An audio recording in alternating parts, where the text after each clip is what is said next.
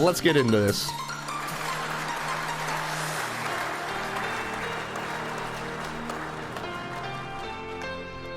Gonna give him a little call right now and see what's going on. Alrighty, let's see. Hello. Yo. How are you? I am sad.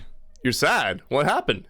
I played 3 games today, started a stream, and I went, let's see, the scores were 3-13, 6-13, 1-13. 3-13, 6-13, 1-13. Well, it sounds like you have an opportunity for growth, my friend. Yes. That's a good thing. Yes. This is a good thing. It's a good thing. It's a great thing. Those weren't the KDs. Those were the those are the score lines. Yeah.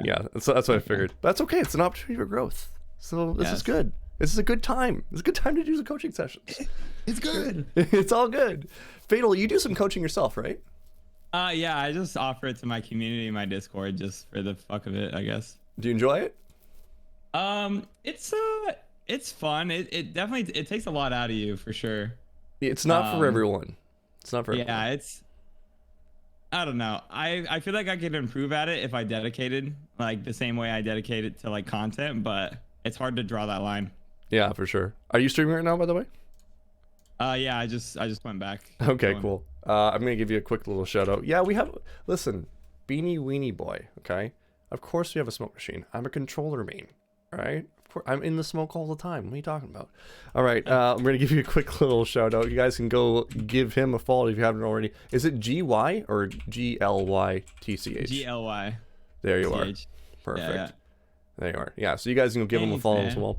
Your screen's all fuzzy. Look at this chat. My screen's all fuzzy right now? This guy's in a hot box right now. Yeah, bro. I'm bringing the smoke, man. I'm bringing the smoke. So why don't you tell us a little bit about your content? I've had chances to look at it every once in a while, but why don't you give us a little bit of a rundown of what we got? I mean, I started making like informational type stuff when I was like gold, and I kind of just ran with it. While wearing these drunk goggles, or else I had to drink a nasty mixture of these liquids. So we got ketchup, water, hot sauce, orange juice. Wait, hang on. We gotta watch this. Mustard, pickle juice, and it was bad. Clutch for nudes. Clutch for nudes. Let me log into your account right now. I'll clutch. Wait, Chad. I might be able to drop 30. A few minutes. I pulled all this from an actual YouTube video, so it's not like the scale. Oh my. Yeah, that's okay. Yeah, dude. So you gotta drink hot sauce if you do what? What was? Oh my god! So I've seen so many times. I had to get 30 kills with drunk goggles on, and for every game that I didn't complete it, I had to spin a wheel and add whatever it landed on in a cup. So it was pretty bad towards the end. Oh dear God. Yeah, it was pretty bad. So you guys to focus up, okay? So wait, what was the combination at the end then? Oh, I can't spoil that. You gotta go watch. Watch a whole YouTube video. Oh, okay. It was like ketchup, mustard, hot sauce, pickle juice, and like something else. I can't. Yeah, it was pretty bad. That was always for me. That was always a horror thing for me, right? Whenever I went to a party and there was a truth or dare, and I never wanted to say dare because I knew someone was gonna make me drink something, and I just could not do it at all. And I'm doing an eyebrow dance right now because someone redeemed it in chat. I didn't see who it was. Orphaned alien. So I got to do a little bit of an eyebrow dance when I'm talking right now. So I'm doing my best Asmongold impression right now.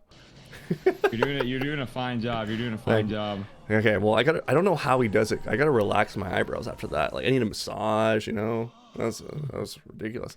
Enraged AP, how you doing, my friend? Holy shit, it has been hot, man. Good to see you. Beanie Weenie Boy, thank you for the tier 1 sub. I gotta quickly do these push-ups. While we're doing that, why don't you tell me a little bit more about yourself, how long you've been playing for, what your goals are, and what do you feel you struggle with the most? I've been playing since beta, about the same time that I started making content, maybe a little bit before I started making content, but the first year I taught myself how to like edit and everything, and I wasn't taking the game too serious. And then right around 2021 is when I started to try. I think like after an episode reset, I was silver, and then by the end of the year, I was immortal. So, yeah, I don't know. Like, was it your first tactic FPS, or did you play CS or anything like that? Yeah, no, I have 0 hours in CS. When I built my computer, I played a little bit of Call of Duty, but Iron has like been my main game pretty much ever since I built my PC. So Okay, awesome.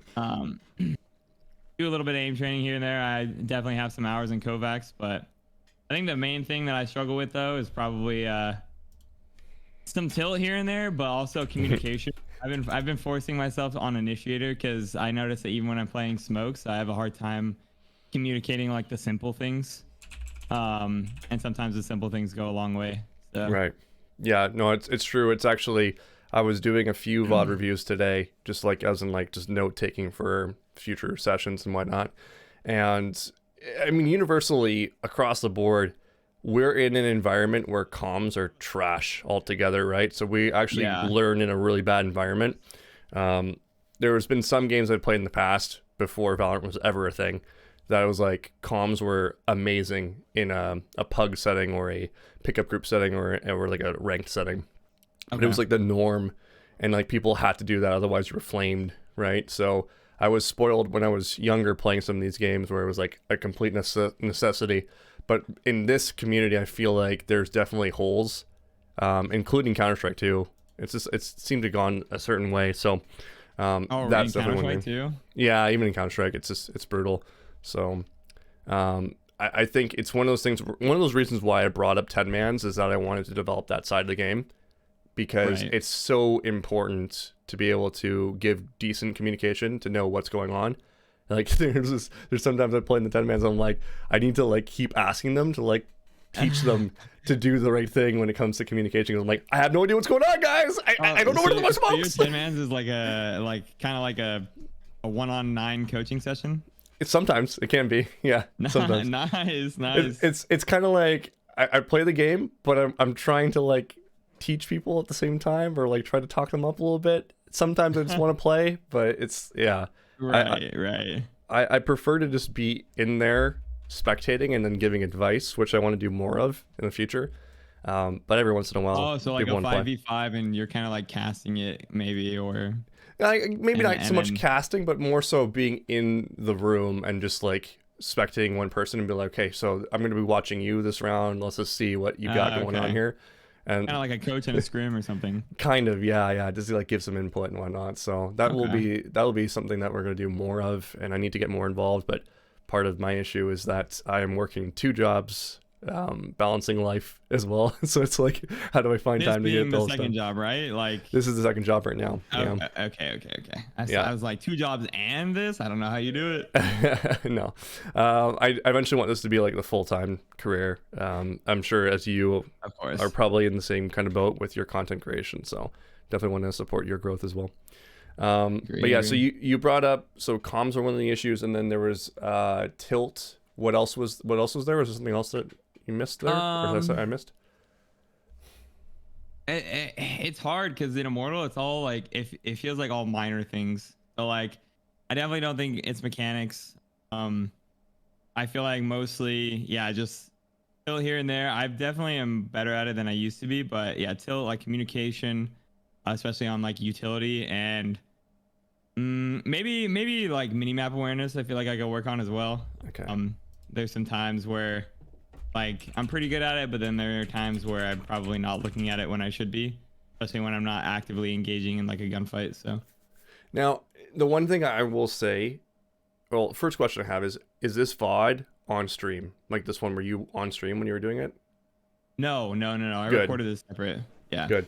Yeah, because when I played a ranked match like last week for stream, that was my first time doing it in front of like an audience, the first time ever. I actually had a little bit of anxiety, but at the same time, so I had my laptop off to the side, and I'm trying to read chat to engage with them, and then I'm trying to play the game at the same time. I'm like, man, this is a real friggin' skill to be able to like balance all of that. Yeah, it's tough. So it took me a while to get used to it.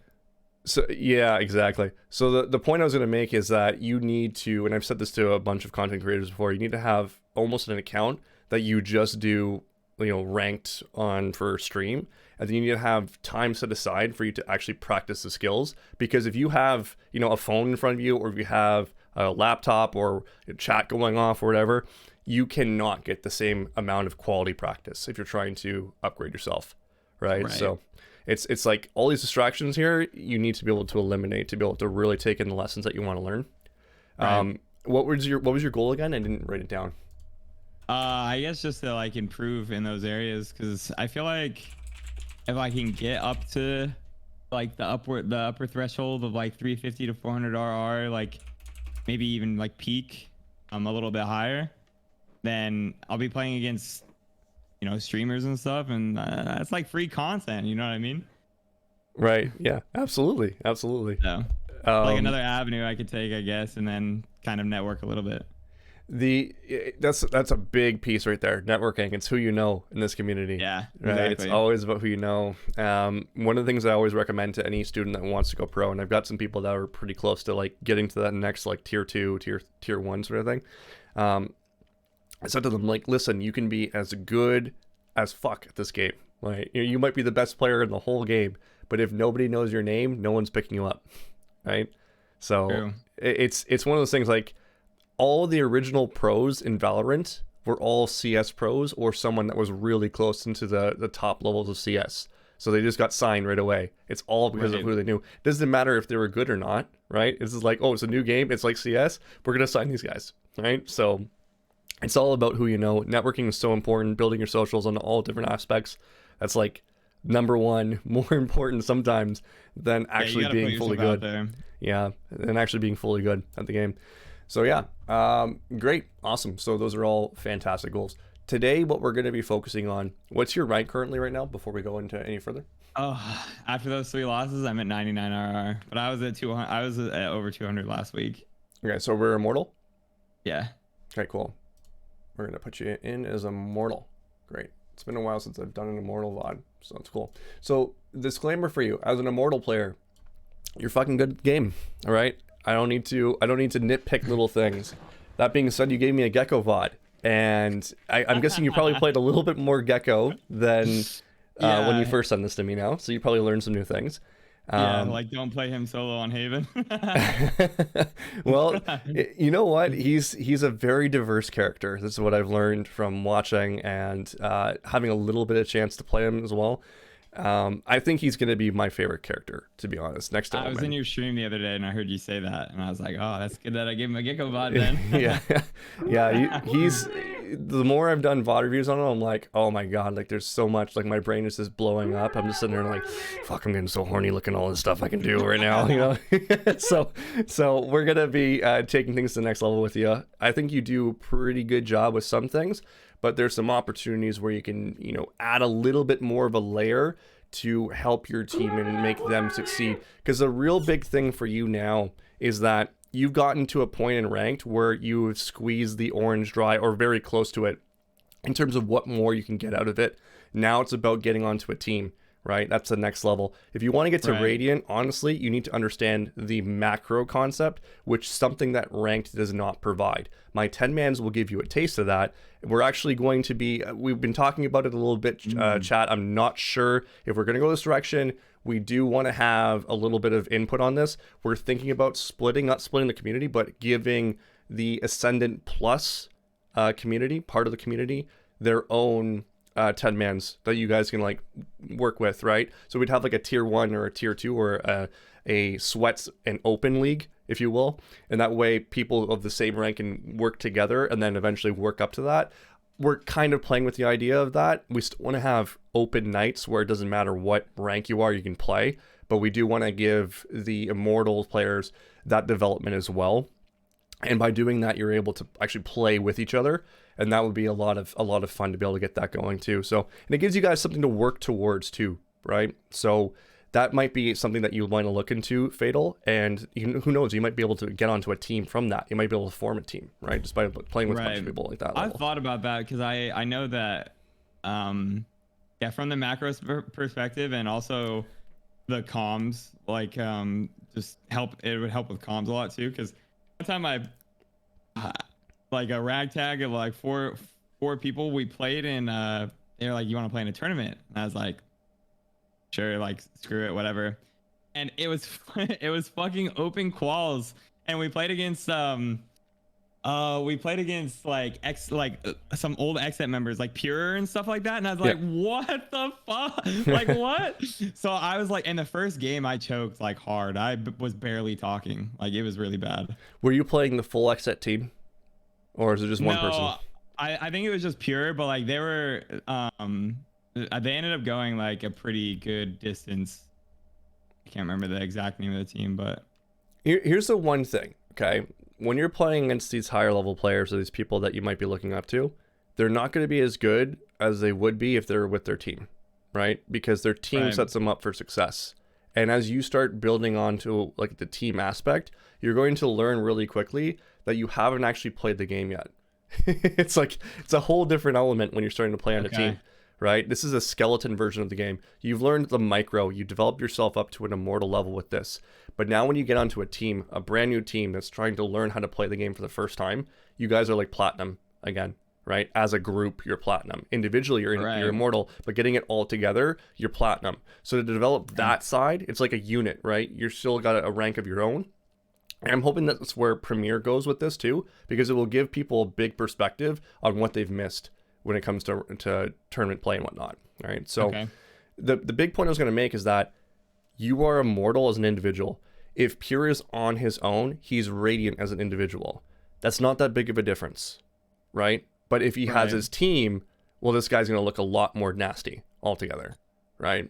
So, Right. and that's what really separates the big dogs, right? When you start playing with those people that can really set you up. Same thing with me, right? When I'm playing in the 10-mans, I'm nowhere near as good as when I'm playing with 4 immortals that I know can play well, right? Because I know what they're going to Right. do and I know what I need to do. So it's a different environment altogether. And You know play how up to people. communicate and strategize with them as well. Correct. Yeah. Yeah. It's really enjoyable because it becomes a game of chess, right? It's not, you don't think about your stats as much anymore. You're like, oh, they just threw this strategy at me. I need to now counter with this, and this. And that's what makes it so much fun because you're looking at a different version of the game altogether, right? And Right. really combining different things. So that's the I next thought level about for you. that, but never. Okay. Okay. Yeah, that's definitely the next level for you. Now, as I was saying, my goal here today is not to nitpick little things because you've already made it to the show. Now it's about giving you options, right? There's many pathways to the top of the mountain. There are some pathways that are easier than others, but they can all make it there. So my goal is to give you as many options as possible to create that toolbox so that when you come back to these situations in the future, because I've seen these thousands of times over my 20 years of playing tactical shooters, okay? You will now have different options and you'll be able to be like, oh, this is that situation that we're just talking about. I'm going to do this. And all of a sudden you're like, okay, now I'm actually clutching. I'm doing all these other things, right? So, and Right. some of the moves that you were doing previously could totally work as well, right? Not saying that they're not right or wrong, but there's a time and a place for every single play that you make. Okay. Right. Okay. So let's break it down from the beginning. The first thing I always ask for every rank, regardless, is what is your job in this comp? I mean, as an initiator, this is why I say solo Gekko is on Haven is troll, because obviously my job is to get my team information, and Gekko is like one of those, like, because of his abilities are rechargeable. Like, I can definitely get my team information. I can throw like a deep flash long. I can throw like my little guy short. But if we get information, if they push and they fight back, like, it puts those abilities in a spot where it's like you can't really get them back. Or like Sova Dart recharges no matter what, even if it gets broken. Well, this So is a it's cool. like, Go ahead. Sorry, go ahead. I was gonna say, so it's kind of like if I put myself in a situation, if I put me and my team in a situation where I throw util to try and get some information and they push back hard, like I basically lose all my util and I'm pretty much just a gun for the rest of the round and we're going with no information. And this is the point I want to make because your utility, and this goes for every character chat, every agent has a specific role, but depending on the comp that you have, right? So if you're looking at a comp like this in particular, right, what kind of, what does this comp want to do together? What do you think? Like, what do you think they're strongest? Strongest? Yeah. If we're to talk about like a macro, like what kind of plays do these guys benefit from? What do you think? Dude, I feel stupid that I don't know the answer to this question. But don't feel don't know. stupid because how many scrims have you Clearing played? Corners, like none. None. I've Exactly. played 0 scrims in my life ever. This is a new part of the game for you, right? Okay. This is a new part of the game for you, Let's right? dial in. Yeah. So here's what I would look at. Okay. The first thing I always look at is who is my duelist in terms of my entry. So we have 2 duelists. Who's your entry fragger? Primary raise, secondary Reyna. Yeah, so your Reyna actually works as an initiator. Okay? Your entry fragger will be your raise because raise can take space really quickly. Okay? Controller obviously is going to be here, Sentinel's right here. Okay? That means you are an initiator, but you're not maining flash. Your main is information. Okay? So what we want to do is off of your information, make a tactical decision to attack fast somewhere. Okay? So basically what's going to happen is you guys are going to slow play at the beginning. You're going to get information. You will then, in a team environment, relay that information to the controller, who's probably your IGL, and then you're going to execute. Because with breaches, or not breach, I call him breach, with brimstone smokes, he's got limited ranges, right? He's got to be in a certain spot to make it work. So you guys want to gain space and then explode onto the site. Okay, so you guys are basically moving slow and then exploding onto it, right? So what we want to do is generally get map control if we're going onto Haven. Okay, we're getting map control in this area, and you do that through intel. You don't necessarily have to hold Keep the space or keep it. You can always rotate away and then do all good stuff, but you want to basically take some fights towards here, take some fights towards here, and then once you've got that space, we're now making a decision based on the info that you have as to if we're going to actually execute onto this site or not. Okay. Now every comp plays a little bit different, right? There's going to be certain times where your Gekko is going to be primary flasher, not so much an info. Can you think of a time when that would be the case? A primary flasher? Yeah. When we have like a jet and a raise, or like when we have 2 like space making duelists, or not quite. It's in the initiatory category. A primary flasher? So let me say this again, okay? There's going to be times when you are not the primary info gatherer. Okay. Is there someone that you could think of that would be better at that? Sova.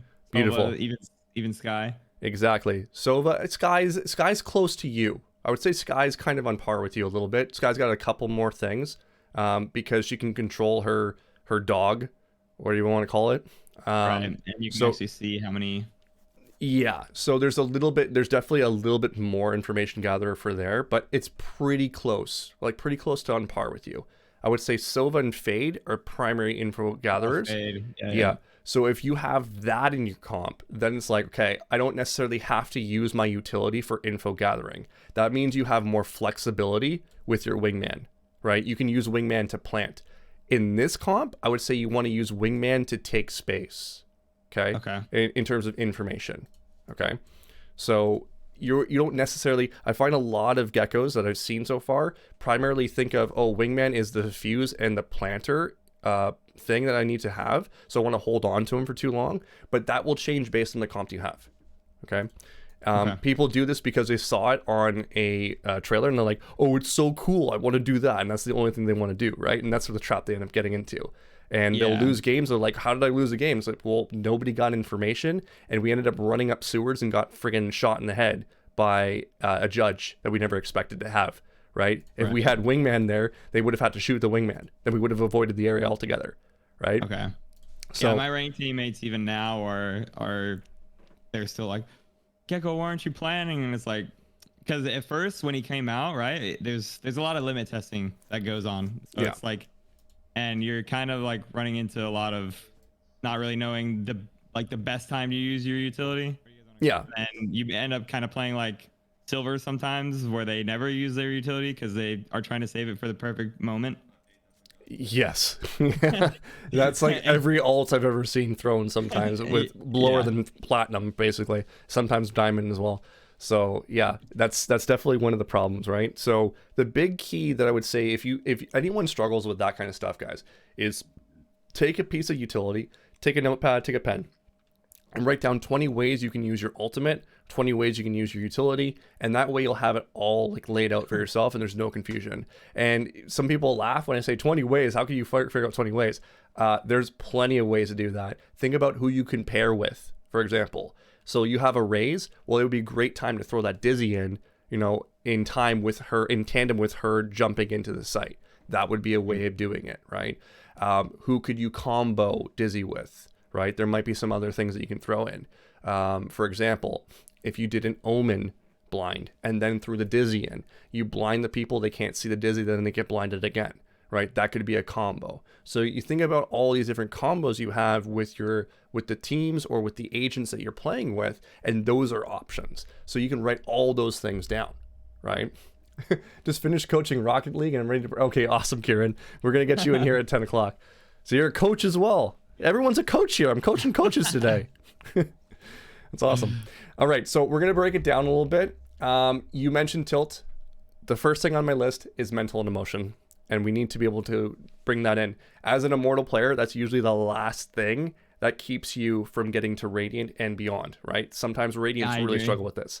So the mental part of the game is definitely a huge piece. It ties in with confidence. It ties in with all these different things. You have the skill within you to go where you need to go. You just need to be able to believe it, see it, and then achieve it. Okay. And we'll talk about specific moments That's where pretty cliche, but I agree. it's true. It's true though, right? And it's as simple as that. The big key is being able to give you tools for certain points in when you're doing certain things that might actually take away from your mental, and we want to be able to make sure that you're on point with all of that. Okay. So first round, we're going to talk about Gekko rules. The other part with her learning objectives was rules for Gekko. So in my opinion, because Gekko is OP in the fact that you can pick up a Dizzy whenever you want, you should always prioritize picking up Dizzy, because Dizzy in this particular comp will give you information like you just did right here with throwing it up into the air. Okay. So we need to make sure we prioritize that. So the first thing that happens here in terms of an error, you run away from your Dizzy. Pick that up. Okay. Dizzy needs to be constantly on reload, if you will. Okay. Constantly spawning. Nice right now. Perfect. Big macro play thing here. Okay. You guys have B site control. You technically have A site control. If you look at your mini map, because you're rotating right now, where's Sova? Where's Gekko? Okay. You see that? Wait, so I don't see Sova on site. I'm blind. Can't see it? I only see Gekko. I don't see Sova. Okay. Unless they're overlapped. Do you see this little thing here called a drone? Oh, it's under Reyna. I can barely see it. I can't even tell what it is. It's there. Okay. It's there. Okay, so yeah, so Sova's droning. Okay. Yeah. Now, one of the things I talk about is a driver's protocol. You heard me talk about this before? Yeah. Okay, do you want me to go over it really quick? Yeah, do it anyway. Okay, so most of the time, so I treat Valorant just like driving, okay? When you're driving a car, most of the time your eyes are going to be towards the center of your screen in terms of this, or the windshield, okay? You're going to be looking towards the crosshair a lot. When you're rotating and you know that it is safe, it's a huge triangle. Yeah, this is the huge triangle thing. That was a dead body? No, it's a triangle. But anyways, it might be a dead body. Anyways, if what we're doing right now, let's just say it's a dead body. I would say it's probably very likely that Sova's going to be here. Yeah, Sova's going to be here. Okay, regardless. So that being said, in terms of driver's protocol, most of the time when you're driving, you're probably looking towards your windshield. You're looking straight ahead, all right?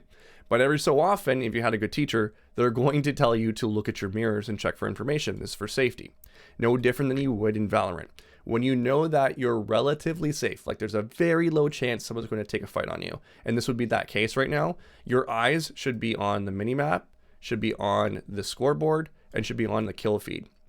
Anytime there's a gunfight that goes on, I've naturally trained myself over the years to quickly look at the kill feed first, see what's going on, assess the numbers, and then look at where the fight happened. So I'm looking right to left. Right to left. Okay. Yeah, right to left. Interesting. And that gives me all the information that I need. This will take time to master. I don't expect this to be an overnight thing. It's going to slow you down and probably derank you, but you're going to end up stepping 5-6 steps forward, but it's 2 steps back just by practicing this kind of technique. Okay. Right. Okay. This will give you information. Now, as a player who's in a high rank, macro is everything. if you see all this information, you should immediately say, cancel, cancel, let's go C. I'm planning C, I'm planning C. You're repeating this over and over again, right? Get your brimstone on point. C is open, we go plant there. We win. Plant for long. It's over at this point, right? So making sure these little comms here, once you've got all this information in, you're going to execute with that, okay? You guys are better. Sova's there, okay? So it was Sova, right? Nice, guys. So you guys did it naturally. I want to hear it, okay? Okay. Because there's going to be times when you're playing with Bill from accounting, right? Who's not paying attention, and you need to wake this bitch up, okay? It's just that simple, right? I don't trust Bill from accounting. I trust you, okay? Exactly. Bill from accounting is doing everything to throw your elo right now, okay? So just make sure that you're keeping him on page. If someone gives you a hard time for communicating like this, there's a magical button you can press. You know what that is? Mute button. Exactly. My favorite button in the game. Exactly. Because here's the thing. I think this VOD is actually pretty good in terms of the comms that we get from people. But if we were to rate out of 10 chat, okay, out of 10 on this particular round, let's watch it again. Let's listen to the comms and give me a rating out of 10 for the quality of comms that he receives from his teammates. Okay. We'll start right from the beginning. I'm gonna throw my little guy short. Nice. I just want to remind everyone, this is Immortal. Okay? Just want to remind everyone, this is Immortal. There might be People don't talk sometimes. It happens. It would certainly be nice to know what's going on site right now as Reyna's in the middle of site. Yeah, I mean, he wasn't. I was just looking at my mini-map while I'm picking up my stuff. You guys are better.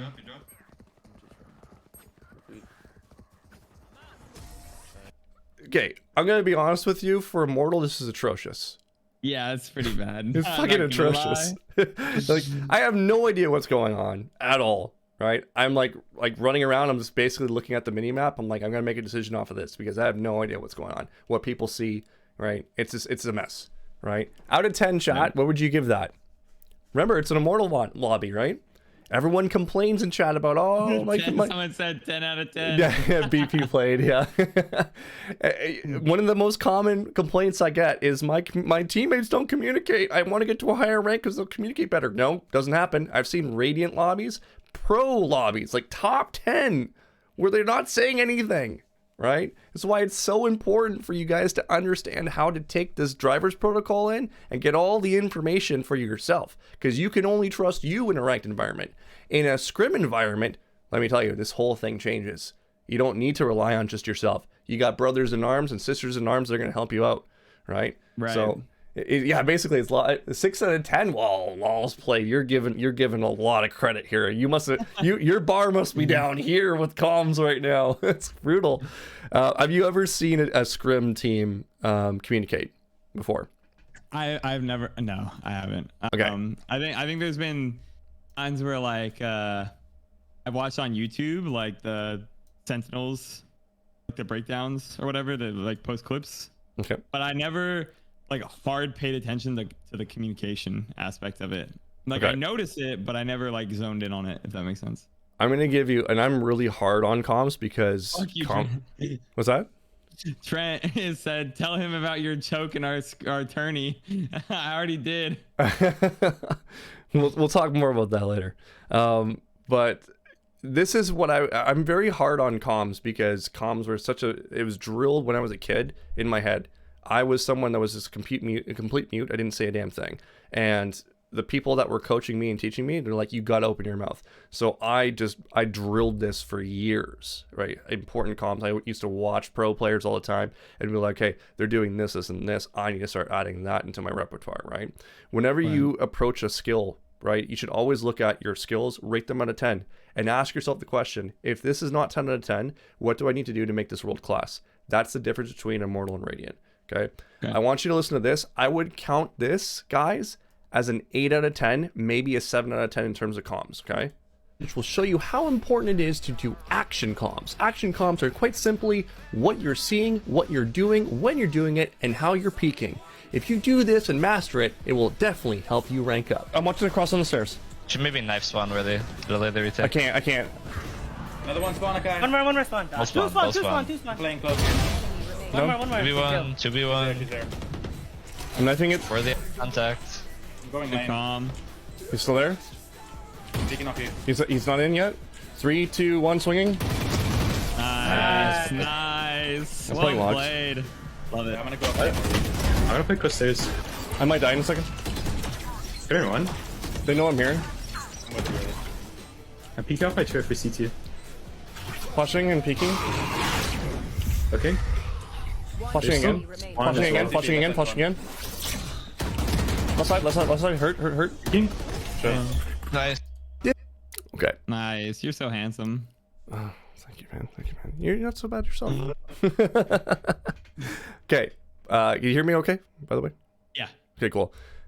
Can you see the difference there? Chat, can you see the difference? Yeah. Okay. That is a scrim, right? That's how the game changes when you start scrimming, right?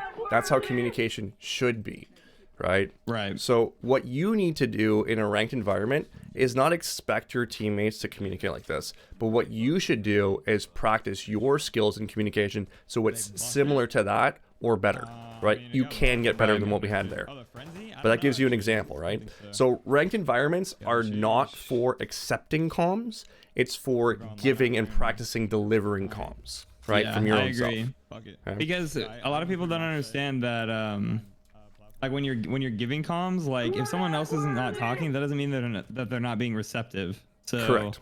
if you're communicating, at least they'll be in a position to play off you, with you, etc. Yeah, exactly. We're going to talk about that round in a second. Let's move into this first. Okay. The first thing you did, I love that you changed your mind here because you bought a Spectre and then you started going towards C, which tells me when someone does that, it's autopilot, but you changed your mind, which is a good thing. One of the issues, and I've made a TikTok on this, but I haven't posted it yet, with platinums and diamonds, especially chat, is you guys buy without thinking. You just do it, right? You don't consider the fights you're going to take. You don't consider the duels, the pathings, all that good stuff. And people will just automatically buy Spectre or Stinger without doing any thought process. And that's a big problem, right? You guys want me to do a pickup line? Do you have a good pickup line, Fatal? Maybe you want to deliver one today? Would you like to deliver a pickup line? Yeah. You got one? Dude, I don't have any. No, I have a fiance. I haven't had to use pickup lines in years. Okay, let me think of one trashy gamer. I'll get back to you. But yeah, so you switched your buy here. Okay, you switched your buy here, which is good because you're considering that you're probably going to take long range fights here. This is good. I like this a lot. Okay. Fuck it. Yeah, I can clear backside, backline platform. Okay. I think this next part is lack of experience playing Gekko. It's probably better now. But I want you to watch this back in slow motion because the way that you react in this particular moment with your Gekko tells me you don't understand your utility. Okay, watch this real quick. Doing it in slow motion. We're throwing a Dizzy. Okay, Dizzy goes out. Watch the Dizzy. Watch the Dizzy. Do you see that? Yep. Okay, this is a telltale sign I'm fucked right now. Because here's the thing. When you look at the situation and you hit tab at the beginning of the round, you should already have in your head a thought process of how the other team is going to play. You don't have to be right, but you should have an educated assumption. When I see a team on eco and I see this right here, I'm thinking, oh God, this cannot be good. It could be a stack and this cannot be good, right? If someone's playing this close, I'm expecting a shotgun. And coincidentally, you don't check it and you see what that is? That's a shotgun. I think because everything was happening so fast in the Raze blast bag, I think initially I thought it went more towards garage. That's what I was like going to clear, but yeah, it was an oversight on my part for sure. Yeah, a little bit of a splash. Okay. Now here is where the dilemma comes in because a lot of, and once again, geckos think I got to use my wingman to plant, right? Had you thrown this in as a boom bot instead, you might have been able to clear the signal, right? So what I would recommend you do is that wingman, when you're on or against an eco, you need to make sure you're using wingman to clear out all the nasty angles. So what you do is you bounce him like this. So he goes this way, bounces this way, bounces this way, and then you'll be able to clear it for you. Okay. Okay. He's got 6 seconds. I have tested this. You can totally do that with a raise, just like YOLOing in like this. Very easy to toss your wingman like this. Okay. You can always pick him up afterward if you need him to do something. Is it at any point riskier or less effective if, because when you pulled it up on Valorant, you had me throwing him from further back. Yeah, you can throw him like this. Yeah, but if instead, is it like less effective or riskier if I just throw him from that second point? You're off the left wall. You're using him to clear out this angle. So if you're coming out, the only threat is this one. Okay. You can do it vice versa as well. You can have it bounce the other way and then have him come over to here and clear out this angle, right? Why would you double bounce it? The reason being more so, I'm doing it double bounce. If you can find a way to make it so that he's able to see this person, that's fine. I'm just doing it because I have limited experience playing Gekko, but all I know is that the theory is that we need to use this guy for clearing out the close range angles against an eco. So if you can find another way to make it work, Sato, I'm totally fine with that. It's just a matter of making sure that you get rid of one of these nasty angles so that you have a better chance of getting rid of the other nasty angle as you're coming out. So whatever way you want to do it is totally fine. So say again, sorry. I was gonna say with your gun, like take a gunfight, wide swing it. Yeah, that way you can clear out the other angle with your gun and you're not 50-50ing it. Do you know what I mean? I know what you mean. Yo, close. Nice. I didn't mean it for... No, Sato, no, I didn't think it was aggressive. Nice. Yo, pick up the Phantom on site. I'm just giving you an example of how you can clear it. Better to clear out the right angle because it is close and tight instead of... Exactly, yeah, exactly. Either one's fine, you clear out, just give yourself a chance to be able to take a better fight, more than anything. And that's just reading the situation. So we ended up winning that, that's good. Now, one thing I want to talk about is util recharge timings. You want to have this in the back of your head. This is something that I took from Quake. I don't know if you ever played Quake before. Zero Quake. Quake, those pros had everything timed out. Every single piece of equipment that's on the field, once they pick it up, they know the respawn timers. No different here. You need to get really good at that with Gekko and know exactly when you're ready to throw another thing here. I'm a legend. Raz, yeah, Raz, I saw you playing. If you guys ever want to see Quake, watch Raz play. Right? He's pretty good at it. And he can explain the whole respawn timings. He has it all mapped out. So in your head, you're like, okay, 3 seconds till I have my dizzy again. I can throw it again, right? This is something that you should have in your head, just like kind of going. Another timing that's really good is smoke timings. Knowing all the smoke timings is really good because you're like, okay, I have about 5 seconds until this thing goes away. And now you know how to play around it properly, right? Okay. I have a general idea with Astra and Omen smokes, but I always mistime the Brim smokes. Brim is 20 seconds. Brim's the longest one. Yeah.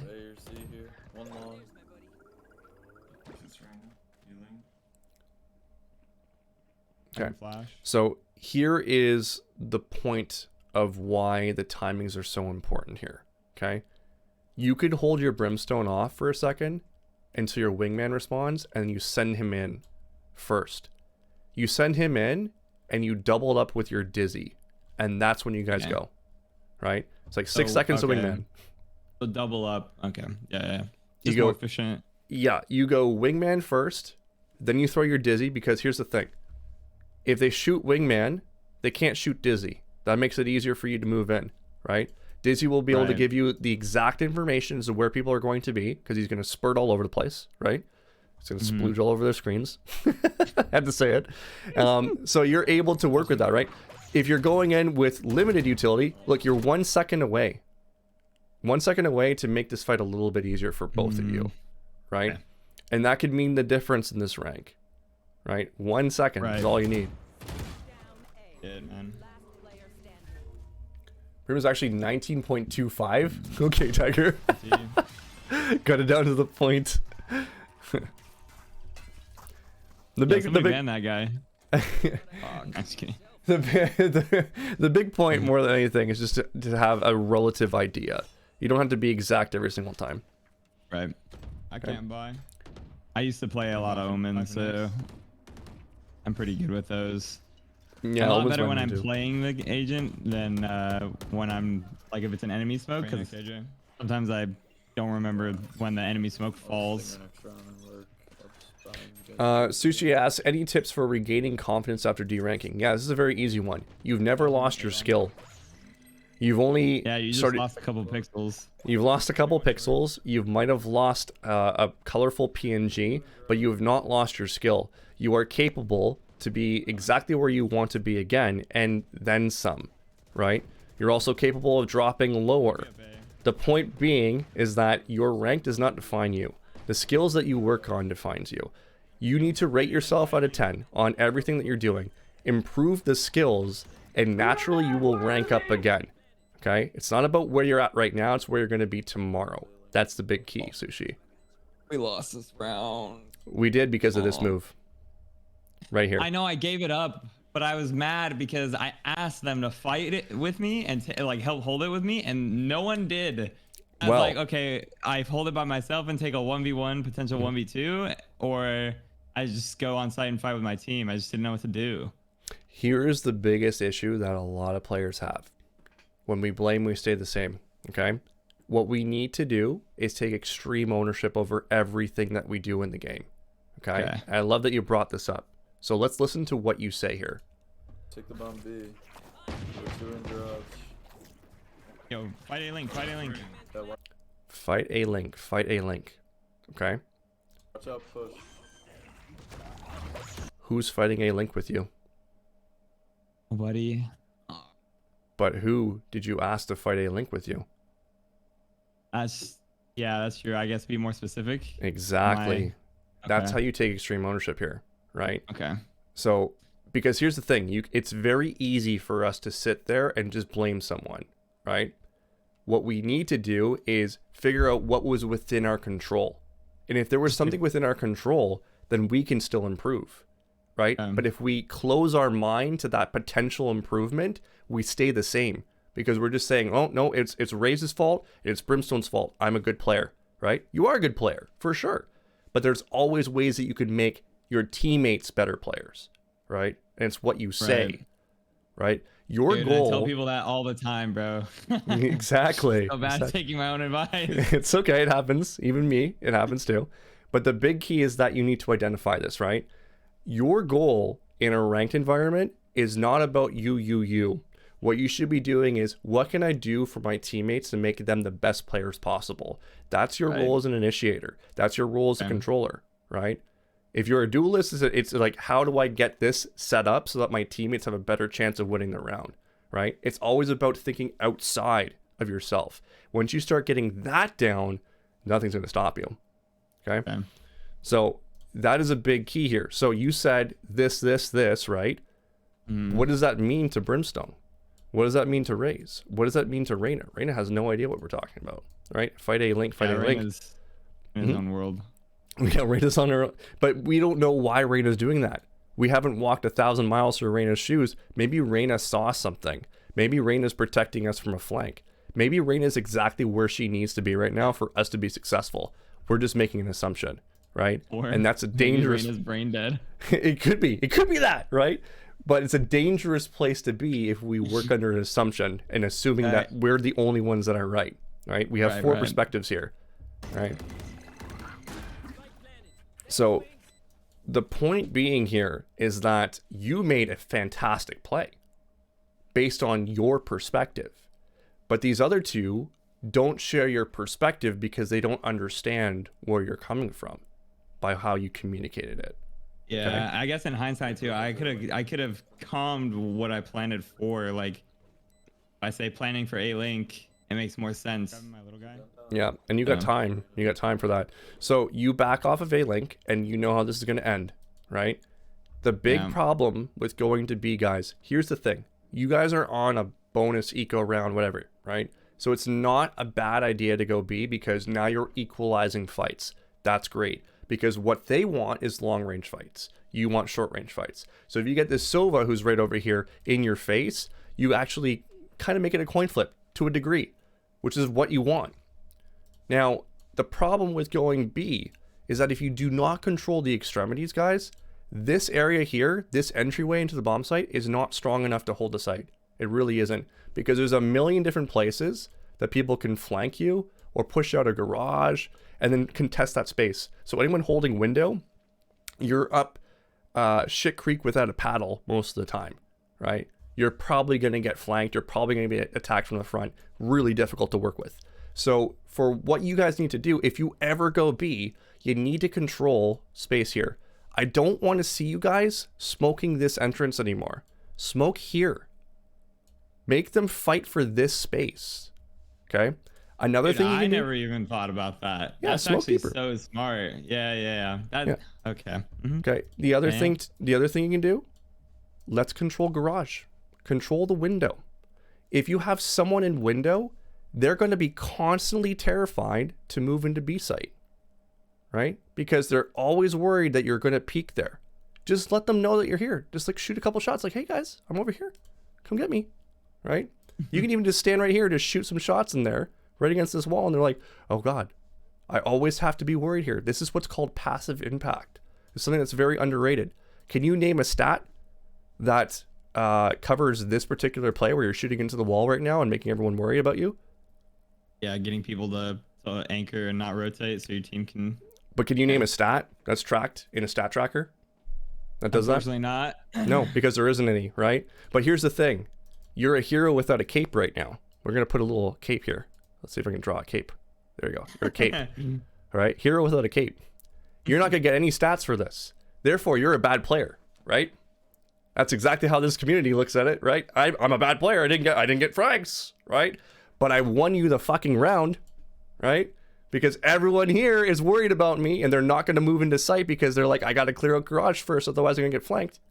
But nobody covers that stat, right? I always get frustrated in my games because I'm always like communicating to my team whenever I'm trying to lurk or whenever someone else is trying to lurk. Like I don't know why 4 people going to one site, another person like off site, and all of a sudden the 4 people cut noise because they ran into a little bit of pushback. It's like, no, you got to keep making noise. You got to keep throwing utility. Otherwise the other person's not going to get any value whatsoever. Yeah, you make a really good point there, right? So that's going to be with what you communicate too, because there's going to be times, for example, when you're pushing through mid here and you're flanking and you want these guys to make a distraction. You want them to cat protocol the other team. So what you need to say is, care mini map, I'm flanking. Can you guys make noise? Just shoot. Keep shooting. I'm flanking. I got three. Move in. Right? Like you're constantly repeating things, right? Your job too, if you're that person and you see that person flanking up, communicate with that person flanking. Say, I got you. I'm distracting. Move up. I got you. Right? Like, I've done that before several times. You got to be able to look at that minimap and be able to get that information in. The big point that I want to make on this, because you said you get frustrated with this stuff, right? What do you have that's within your control? Nothing. You're playing a ranked match. It's random. Yeah. Okay? You could do 100,000% things correct all the time and still get 13-0'd. Yeah, still get 13-0'd. Welcome to Valorant. Welcome to tactical shooters, right? It's one of the reasons why I stopped playing and competing, because I couldn't control a lot of elements. But it was also my mindset which stopped me from getting really good at this game, right? Or good at tactical shooters. So you need to understand what's within your control. If you've done everything within your power to make everyone successful, that's fine. You move on, right? But if there was something that you left behind that won't make you sleep at night, that's what you need to fix. Right? You got to be able to look at the things like, did I do everything I possibly could to make us successful here? And even if you get the bad result, at least you've skilled up. All right? It's not wasted time at that point. Okay? Okay, so this happens. Oh, A-Link. Oh, Control A-Link. It's just that simple. So your alternative move here, this is something that I wanted to see you do because you're on eco. I wanted to see you just push right through. Because send it. Say again. Sorry. Just send it. Like try and go through the spawn and wrap to the other link, or just hold it. You got it. And communicate that you're doing that because your team needs to stay alive as long as possible to get you value. Okay. Now let's say the worst case scenario happens. What do you think the worst case scenario is? Jet is rotating back and kills me, but then we know that she's there. Exactly. That's not a bad worst case scenario on an eco round, is it? No. Right. Now we know she's here. We've got time to start moving in and take a close range fight on her. Oh, surprise, motherfucker. Here I am, close range fight. Okay. Right? Okay. So All right. sometimes you need to die in order to win. I think there's going to be a couple situations where that happens in this particular game. Okay. Grabbing my little guy. Jump out on that in garage right now if you can look up there late maybe. That'd be... Look at that riot gun, buddy. When you get Immortal, you get it. You know what's funny is I knew most of the original devs, and I'm like, I totally could have gotten one if I really wanted it, but I never considered it was like a thing that you needed to have. So now I'm the idiot who doesn't have one. You'll get it. You'll get it. Link. I mean, I don't even have a skin in this game, so it's okay. I don't really need the riot buddy. If someone wants to give it to me, great, I'll take it. But I don't even know if I know how to put it on the gun, let alone like I'm a boomer. Okay. All right. So round number 5, I don't have a note, so let's take a look and see what happens on round number 5 here.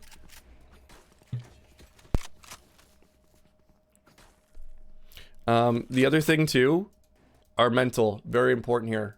We're gonna talk about the negative tones that we're taking here because there's gonna be some things. Because you addressed it. There's a lot. Like this whole round here is talk is like this whole game, bro. The round later with KJ pushing up and dying.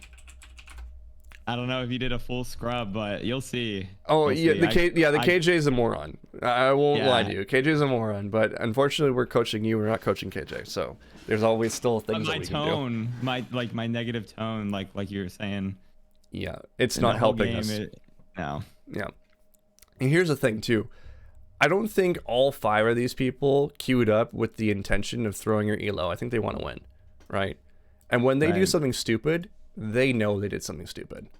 Now, when someone highlights that, that's only going to make the situation worse, right? Okay.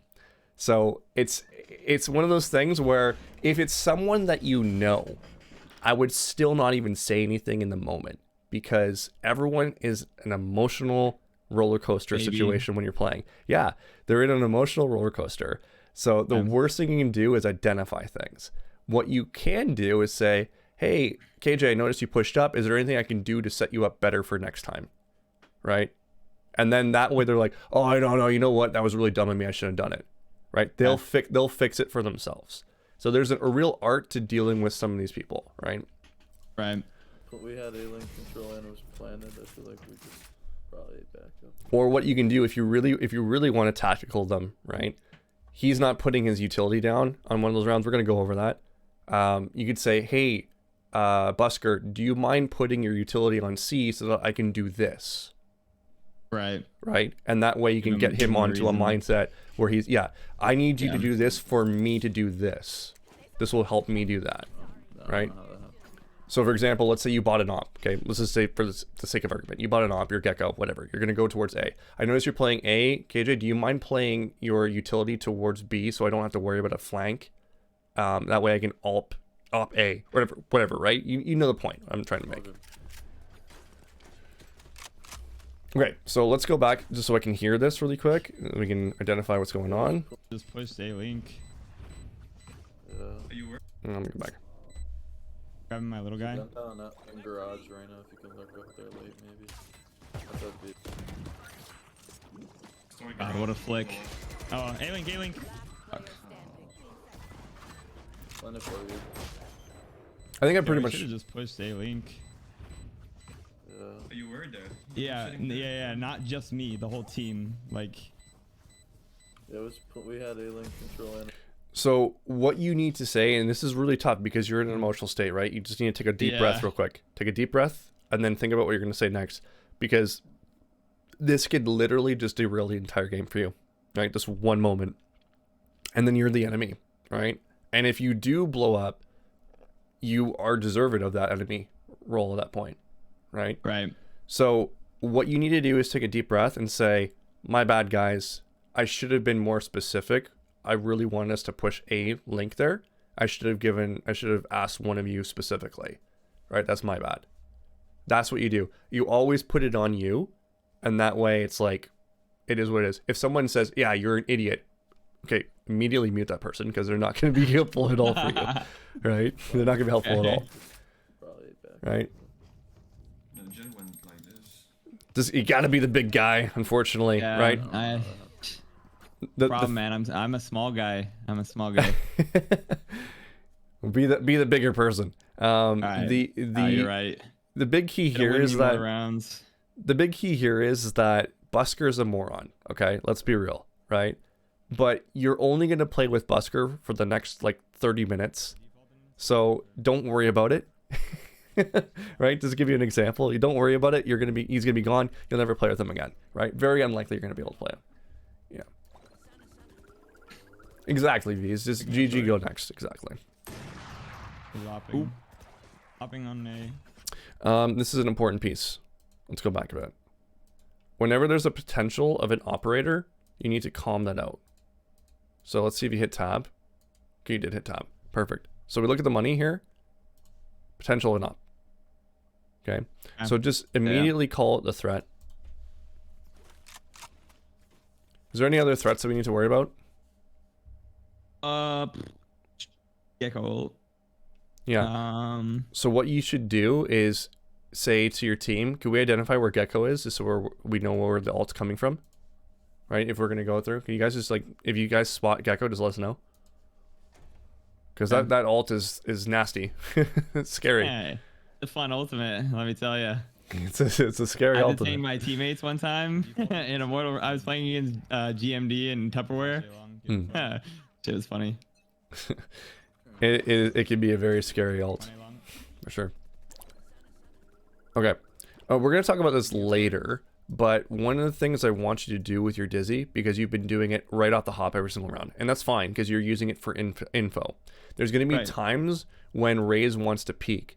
So you say, Raze, peek on my Dizzy. I'm throwing it 3, 2, 1, it's out. That way when she peeks out, then the Dizzy's popped out. They're probably going to shoot the Dizzy, and then Raze will peek her at the same time. Right, like a timing thing. Correct. Yeah. Okay. Mirror chat shit talked me the first round for whiffing. Hey. Who cares? I guarantee you all those people, V's, don't remember. Chat is chat. They're like all silver, you know? And they don't remember either. They won't remember who you are. They won't remember the situation. Only you remember it because it's hurting you. Right? You're the only one. If you didn't say anything, none of us would have known. Right? Oh, that's embarrassing. That's embarrassing. Which part? I'm shooting my own KJ's alarm bot. Oh, I didn't even see it. Let me see. Happens, man. Happens to the best of us. They don't even have a KJ, do they? They don't even have a KJ. Oh, I accidentally jumped. NT.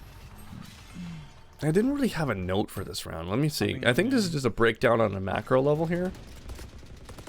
Yeah, just like communication, timing with like the rays maybe. The flash. Yeah, like I would go to B, throw a Dizzy in for Reyna, see if you can set her up for a kill, maybe. Okay. Okay, look at this. Look at this situation. Wait. Watch this. Look at this situation, man. This is crazy. Realize Look at this, still, look at this. This guy is fucking stupid. Look at it, look at it, look at it. Didn't even think to look. Didn't even think to look. Oh my god. This is Immortal, chat. Bro, I can't believe you didn't clear that. I didn't even notice it at the time. Oh, that's brutal. That's brutal. Now, this is an important piece because this is a tendency. No one just walks out there.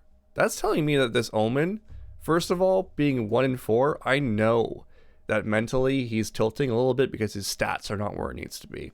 So I'm guessing. 4 rounds into the game, you think already? Oh yeah, these guys have 0 mental. Okay, I've played against these kinds of guys all the time. 0 mental. It affects them so much.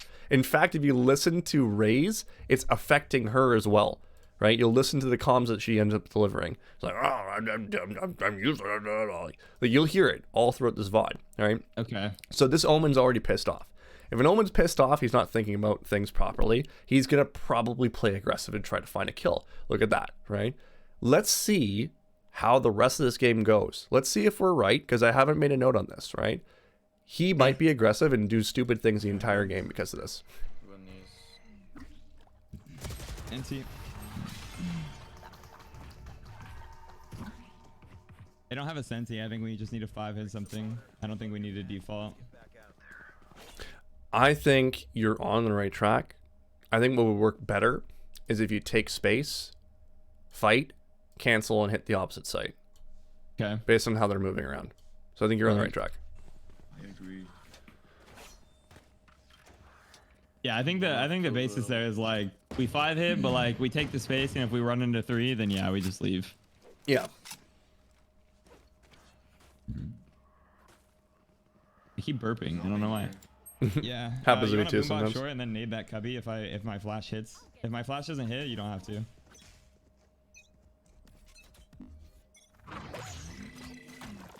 Hey, shot it. Zero. Okay. So Reyna sees how many? Reyna sees 3. Okay. 4. Smokes just And came killed out. 1. Your Dizzy's out as well. They see all 5. 5, yeah. He's already communicating everything. You need to assume their communications are going to be perfect. Okay. Okay. They've already rotated. This dart here. Someone just darted mid. What do you think that's for? Whoever's about I to bet- push out a I garage. bet you it's Omen pushing mid. out. Yeah. How much you want to bet it's Omen pushing out? I don't remember this, but we'll see. But they're definitely taking space behind you right now. They definitely have a bunch of people here. You've now been officially suffocated. They probably have as close to the window at this point. Yeah. 1, 2 on site. There's probably yeah. another one in CT lower, maybe one heaven, and there's one flanking for sure. That's my goal. Or that's my thought process here. Okay, down, perfect. There's your Omen. Omen's not being aggressive. Could be Sova. Sane, not sane. Oh, not the Sova's over there. Okay. I missed. Where's Gekko? Yeah, but how? Probably flank. I detonated it too early. I'm willing to bet he's flank, but we didn't get to confirm it. But you can see Yeah. how like Wait, it all says of that enemies- happened. It says enemies detained. What? How all that happened there, and you can see as you're moving up in the site, you're like, okay, well, there's a dart there. Why did they throw a dart there after they saw 4 people? It must be Right. because they're trying to take space, right? You sound depressed, man. I'm chilling. All right. Sound like Uh, this one, dude. This round as well, I'm not 100% sold on the ult here. Yeah. I agree. Yeah, the problem is that they're just so goddamn close, right? Like, I think you just got the right timing, but there was a high risk there, and I'm not sure what the value could have been. Well, with Omen peeked out so wide, the value is the free 1v1 because Sova's tucked so deep. But then again, like you said, if someone's flank, then Yeah, it felt for me it was a little rushed. yeah, I agree. I panicked. I definitely panic ulted. Was it a game the other I was day? just trying to even the odds. A Sage, and one of the guys on my team was trying to give me shit for only having 5 kills, but I had like 10 assists. The rest of the team defended me though. You immediately mute that person. Nothing that they're going to say is of any value. We literally Kills watch. don't matter. Yes. And like going back to the point that I was making about this lobby, for example, you guys saw the comms, you listened to the comms the first round, right? Yeah. Out of 10, the rating was so low. So if someone's giving you bullshit like toxicity, you have my full permission to mute everyone off the beginning of the game, because once again, this is not an environment where you practice receiving comms, right? Give everyone the benefit of the doubt because maybe they're going to give you something good, but as soon as someone's being toxic, it's not even worth your time. Period. Right. And you can still work on talking even if everyone else is muted. Yeah, exactly. They can listen to you, and you don't have to listen to them. The other thing too, Mega, I would mute the enemy team right off the hop in terms of their chat, because nothing that they give you is going to be of any value either. They're either going to try to throw you off, they're going to shit talk you, or something along those lines. He's a platform. Echo's plat. Left the bomb here. Could be a bay. We don't have spike.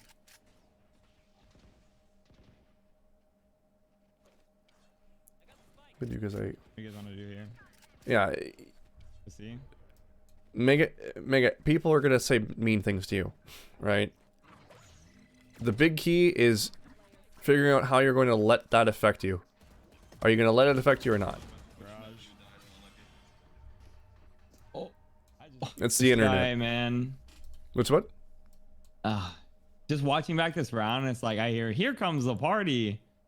And I expect him to go like through and like, cause I called Gekko his platform. And I was like, oh, we're going C, and he pushes the window.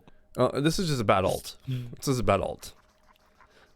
What you need to be doing in a 1v4 situation is trying to get any value you can. It's not about you winning the round. Your team has set you up for failure. That's the way you can unfortunately think about it, right? Because if you look at it, who's likely to win this round statistically? What do you think? Them, yeah. Of course. If they did play perfect trades. Yeah, of course. So what you need to do is just get any value you can. One piece of value would be throw your wingman in, get a plant down. That's good money for us, right? If you get a frag or two, that's still good for us as well. So I wouldn't even worry about the Raze is doing at that point. Raze is trying to make a play to try to even up numbers, which I don't mind what she did, right? Because if she ends up getting 2 or 3, yeah, she ends up getting like 2 or 3, then it's fantastic. Confident Steven, hello, I just started following you and enjoy. Oh, that's so awesome. Welcome in, my friend. Enjoy your stay and feel free to ask questions as well as we're going through this. Questions will oftentimes deliver the session into another new and unique direction that we might not have foreseen, and that can definitely help the student and help all of us learn. Where they have Shadow Kun, thank you so much for the Prime sub. 2 months in a row. That's amazing. Hey, Worthy, I have a weird random question about human diets. Feel free to ask. I still owe you a pickup line. It's push-up time. I'll do my push-ups real quick. This round here, this is round what? 6, 7, 8. Round 8. Okay, comms. We're also going to talk about the right tool for the right job here. It's something that is pretty basic, but I want to make sure that you're fully clear because there's sometimes when it gets a little bit more advanced. Let's watch this out. I don't know how we can't kill this right now.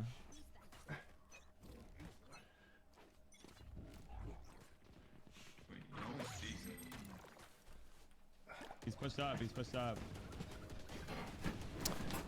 He's pushed up where? Mid. Yeah, not the most clear. Yep. Yeah, I told you my comms are bad. Bad. I'm like slapping myself on the butt right now, giving myself a spanking. Your comms aren't bad. They're in a state of development. Okay, that's what you need to think about. Okay, we need to change the words you're using. I know it sounds again not as efficient or clear. Yeah. It's going. My room for growth here is high. That's the way you need to look at it. Okay, this is important because the words that you tell yourself will affect your confidence. Okay, if you tell yourself you're bad at something, you're gonna find a way to make yourself bad at it. Okay, so be very careful with the words that you use. This may seem like a little cliche thing. You might be rolling your eyes at me, but it's honest to God, it's gold. It really is. He's pushed up. He's pushed up.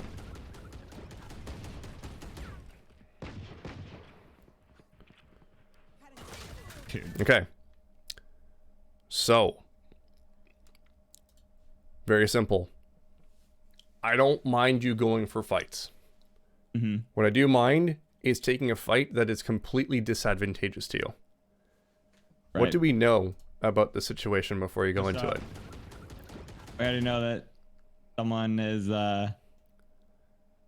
holding B, if not pushed up. And if someone's pushed up, there's probably someone else holding with them. What else do we know? Spamming the window. With what? It sounds like a Vandal, right? Correct. Yeah. Long range, Vandal versus Sheriff. Who wins that? I mean, I've won with the Sheriff against the Vandal before, you know what I mean? Okay, if we were to take 10 duels. Like 9 out of 10 times. Okay, if we're to, yeah, exactly. If you were to take 10, okay, the way that you need to decide certain situations, certain gunfights for yourself to know if something is good is to take a number out of 10 and say, if I were to take 10 fights right now, the Sheriff versus the Vandal, and even 10s will say the same thing. Like maybe 10s wins it 3 times out of 10. Who knows, right? he'll still say Vandal's going to win that, right? So Right. if you're going to take this fight with the information that you know, you need to use utility if you're really going to take this fight or commit to it. Or you need to peek it with multiple people. So what your communications are right here is, I'm swinging window, 3, 2, 1. At the very least then, maybe your teammates can get in position to swing with you and take that fight. Okay, that will increase your ability to win. Is there something else we could potentially ask for to make this fight easier for us? Look at your team right now. I'm gonna wait for them to push up garage. Not quite. Look at your team comp. Who could you ask to enable you? Flash. You got it. Yeah. Okay. Reyna can flash right through this wall for you. You ping it, and then you peek out. Okay. Okay. The big key for getting, this is from Dink. Okay. Dink, who is our Radiant coach, most recent Radiant here. The big key from moving to Immortal to Radiant is asking to be enabled. Being able to assess the situation of the comp that you have, knowing their utility, and being able to devise a plan on the spot to be able to increase your chances of winning a gunfight. Because if you'd done that and not taken a dry fight against the Vandal, this game or this fight might have looked completely different. Right? That would have increased your chances of winning. He flashed anyway, and I didn't even say anything. He did. Because he was reading you, right? Yeah. Now imagine if you waited a second longer and then peeked it. Might have been a whole different situation, right? Right. And that means Reyna knows exactly what you were trying to do without you saying anything. She's really good at reading your mind. Imagine if you were on the same page and actually communicated it. That would have been a lot better, right? Nice. I'm on his backside. So is taking garage window. Oh God! Don't use that word in here, Subfulio. Jesus. What'd she say? Give me bomb. Said, have a problem with your teammates? Simply VORE them. Fucking weird. VORE? You don't know what that is? Don't look it up. I've never. Don't look it up. Don't look it up. Wait. No, I have to. I have to. No, don't do it. I have to. I have to. VORE? Yeah. Played anti. Yep. Nice shot. Use your nade to clear short.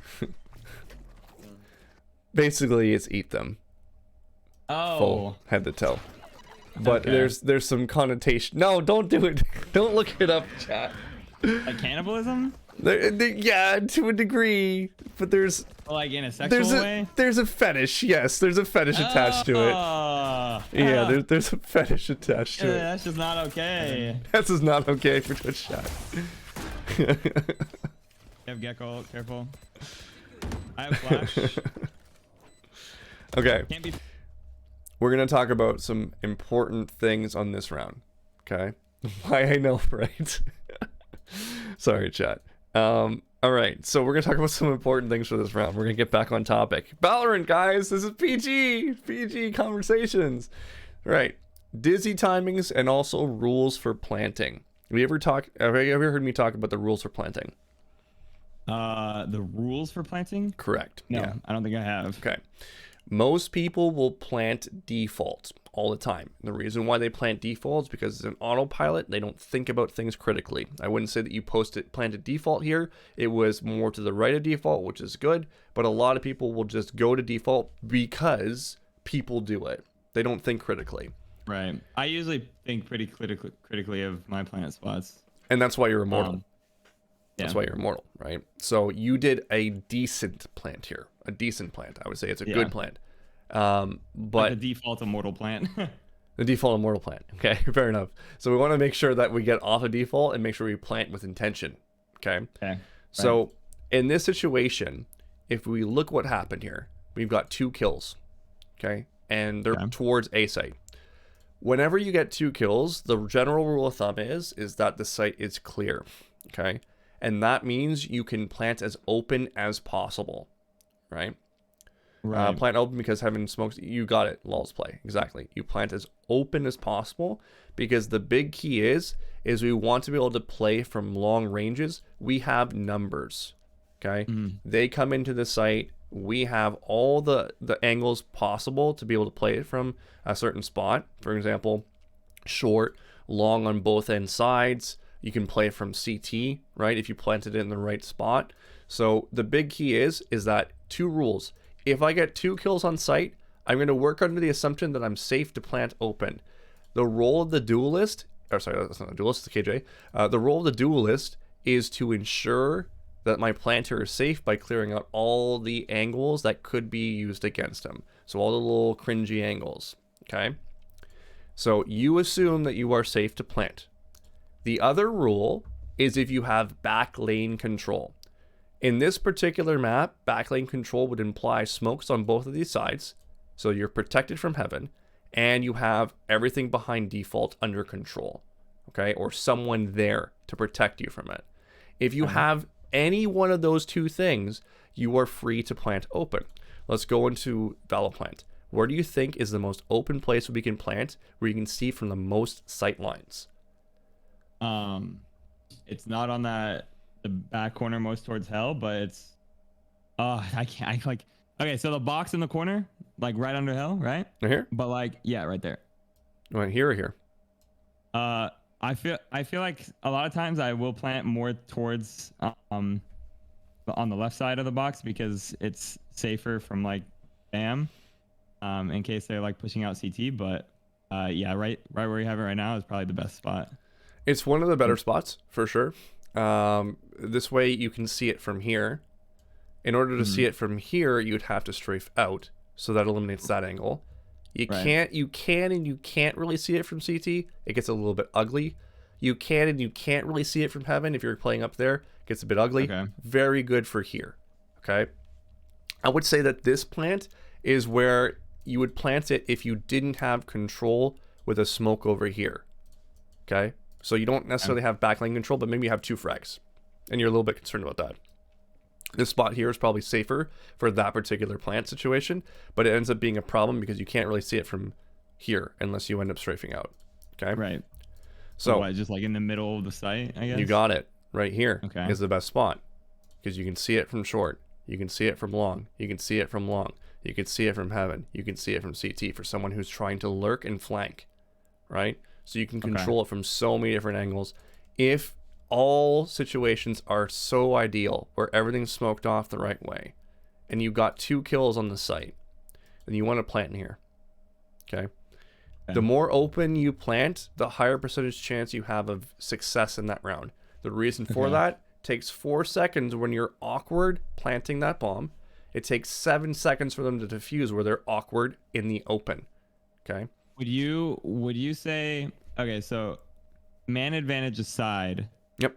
I feel like you also have to take into account agents left, because Right. if their smoker is left, I hate planting in the open because it's so hard to spam open plants because they could be anywhere on any side of the bomb. So like I usually like so like and as someone who I have so many hours on Astra, and like so if you plant in like the deep corner, right, it's easier to spam. It's a lot harder for them to get away with like smoking the bomb. So like in this situation, right, the smoker's not alive, so I would agree with you. But like let's say if they had a brim, would you say that like I would still be the better play if all of a sudden we got picked off, like a couple of our teammates got picked off and he just smokes bomb? There's always exceptions to every rule, right? Okay. However, when it comes to this situation, this is still a winnable situation for us. It's a matter of how you spam the bomb. What I recommend when this happens is you don't spray. Okay? What you should do is you tap 1 2 3 1 2 3. Here, let me do this on white. 1 2 3 1 2 3 1 2 3 across where the bomb could be diffused from. You will probably, in most cases, there's some smokes, I'm not sure, I haven't done the full research, but there are some smokes where if you hit them, you'll make a sound effect. You'll be like, oh, that's where it is, and then start spamming them, right? So I go 1 2 3 1 2 3 1 2 3 1 2 3 across it, and I'm probably gonna end up killing them. right? You just need to Okay. think about, okay, so when they're diffusing, what position are they going to be in? They're going to be in a crouch, right? Right. So you know where a crouch head level is. 1, 2, 3, 1, 2, 3, 1, 2, 3, 1, 2, 3, tapping across. You're going to kill them. Okay. Okay. It's so much more easier to do that than like commit a spray there. And you're like, oh shit, I didn't hit him. Now I got to reset myself, spray on this spot. Oh god, I didn't hit him. Oh, and I lose, right? So there's Yeah. always exceptions to every rules. Can a player outplay you? Absolutely, right? But what's the situation? Are you in a 1v1 against a smoker? Is that what's going on here? No, Right? that's not Okay, what so in this situation. No. there might be another teammate with you, right? Right. So they can easily just run into the smoke as well, right? So what utility do we have? There's always going to be exceptions to every rule, and you can do everything 100% right and still lose, right? Okay. But I would say that if I were to make the decision, because what's the difference here? Same thing, right? Right. The only same difference thing, is yeah. it's the same thing. So I would say the lesser of two evils, percentage-wise, if you were to look at a scale, okay? Let's say it's a 1v1. Are you more likely to win with an open plant where you could be anywhere, right, defending this bomb? Or would you say that default, when you're buried right here, is the better spot with the same situation, right? Right. Okay. I get what you're saying. So you always want to play percentages. Do you play poker at all? No. I'm not a. It's I haven't very played a lot of helpful. poker. It's very helpful for you to play poker to understand like this. It's like you're always going to have an option for the lesser of two evils, right? If you have Right. a specific poker hand, you're like, okay, based on how that person's betting, I'm willing to bet that they have this kind of hand, so I'm going to go and call them here, right? But you're doing it based on percentages. What's the likelihood of them having that particular hand? Well, they told me this, this, and this in their bets, so I think in my favor, it's good for me to call here versus, folding my hand altogether. Okay. Okay. Right. In this situation, I would say statistically, you're probably going to see this being more successful for you. Can you lose? Absolutely. You can lose anything, right? You could plant in this back corner, stand on top of the bomb, and still win it, right? Okay. So there's a million things that can happen. I'll give you another example. Let's say that you're Astra, and you're trying to retake the bomb site. Most people would do what kind of smokes? Retake the bomb site. Yep.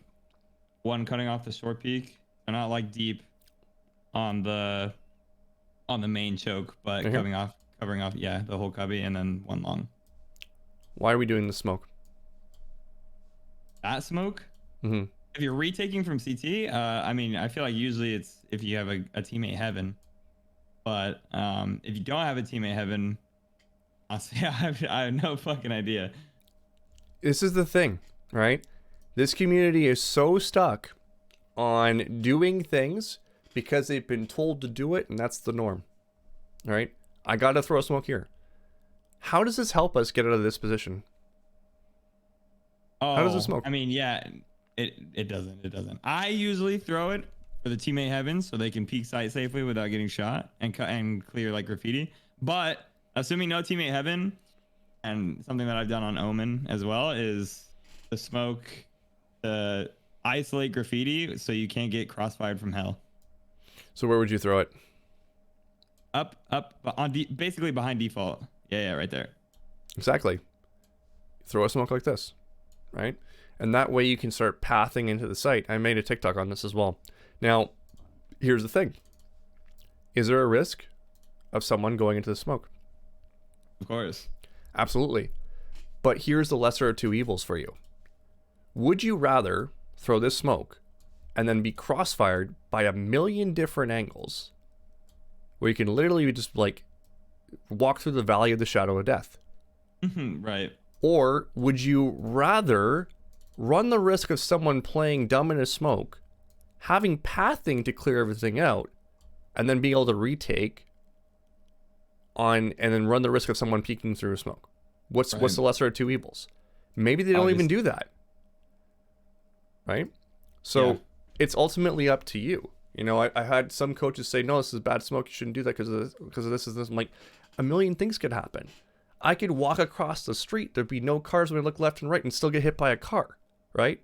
I could walk across the street and get hit by a fucking plane. You know what I mean? There's a million things that can happen in your life, But I would say that if you're going to run stats on it, what's more likely to be successful? I'm going to throw that smoke all the time, right? You can do the opposite. Throw it like this. Go this way, right? Whatever you want to do. Maybe you do this combination, right? Let's say you have those. Ooh. Let's say you have that person on heaven. Throw it like that.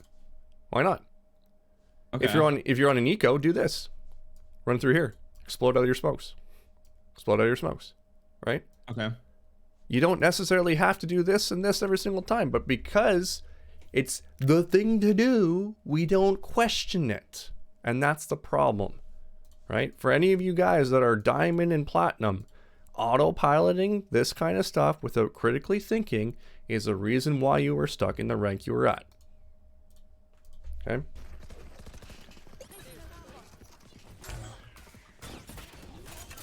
Okay, so we plant here, totally fine. We talked about where we want to plant differently if we could. Gekko, We had careful. situation, control, everything that we could have done that. It improves everything. The reason why I reinforce why we should plant as open as possible is because of a particular threat on the other team. Can you think of anything that could be a Gekko. threat? You got it. When you plant this close to default, it does create the opportunity for us to play from long, but it also could create the opportunity, because it's against a wall, that they might have to play close on site, which is exactly what Gekko wants us to do, right? Because they can detain 3 or 4 of us. If you plant open, we can play off site and we're fine. And then that Gekko ult's not as threatening. But when you Right. play, I have if you flash. plant a default, this is a big, like this round's not over, and it should be over, right? Let me know when they're coming out and I can flash for you guys. Taking heaven. See, we shouldn't even be on site at all. But agree. with how you planted, they're kind of like, I kind of need to like be relatively close, right? Oh, you don't have to peek. You don't have to peek. Fucking sky. Oh. Amazing how this turns, right? A 5v, Yeah. what was it 5v2 or 5v3, and now it's a 2v2, right? Yeah. We could have all played off site and just like play the time. That's beyond. Get him off. Brilliant, you win. Perfect. You win. Nice. The fact that you get this kill is hilarious to me. Right? This guy's not even paying attention; he just runs into it. No, I think he knew he didn't have it, and he just gave up and he just stood in it. Lol's play says, bro, I had a game where my teammate sold by spraying through Wow, smoke. good Just kill tap. I don't on get that. what's going on. My team is right. Yeah, Happens, man. It's an emotion. It's more emotional. Whenever someone gets emotional, they get sabotaged or compromised, or they don't make proper decisions. Happens to everyone. If you watch, yeah. if you watch teams, pro players, for example, a lot of people say, oh, whenever they're on land, they drop into a crouch. Like, well, do you know how much pressure they're under to try to win this final game? They're definitely, their mental is shifted to the point where they're like not focused on the game as well as they could have been. Mike Tyson said it best. Everyone has a plan until you get hit in the mouth, right? Once you get hit in the mouth, you go and regress to bad habits, usually. In this case, with him, everyone had a plan to beat him, but as soon as they got punched in the mouth, they reverted back to their old habits because it was comfortable for them. So if their old habits are to drop into a crouch because they feel more comfortable doing that, they're going to do it out of fear usually, right? When they see someone, drop into a crouch. Happens to everyone, right?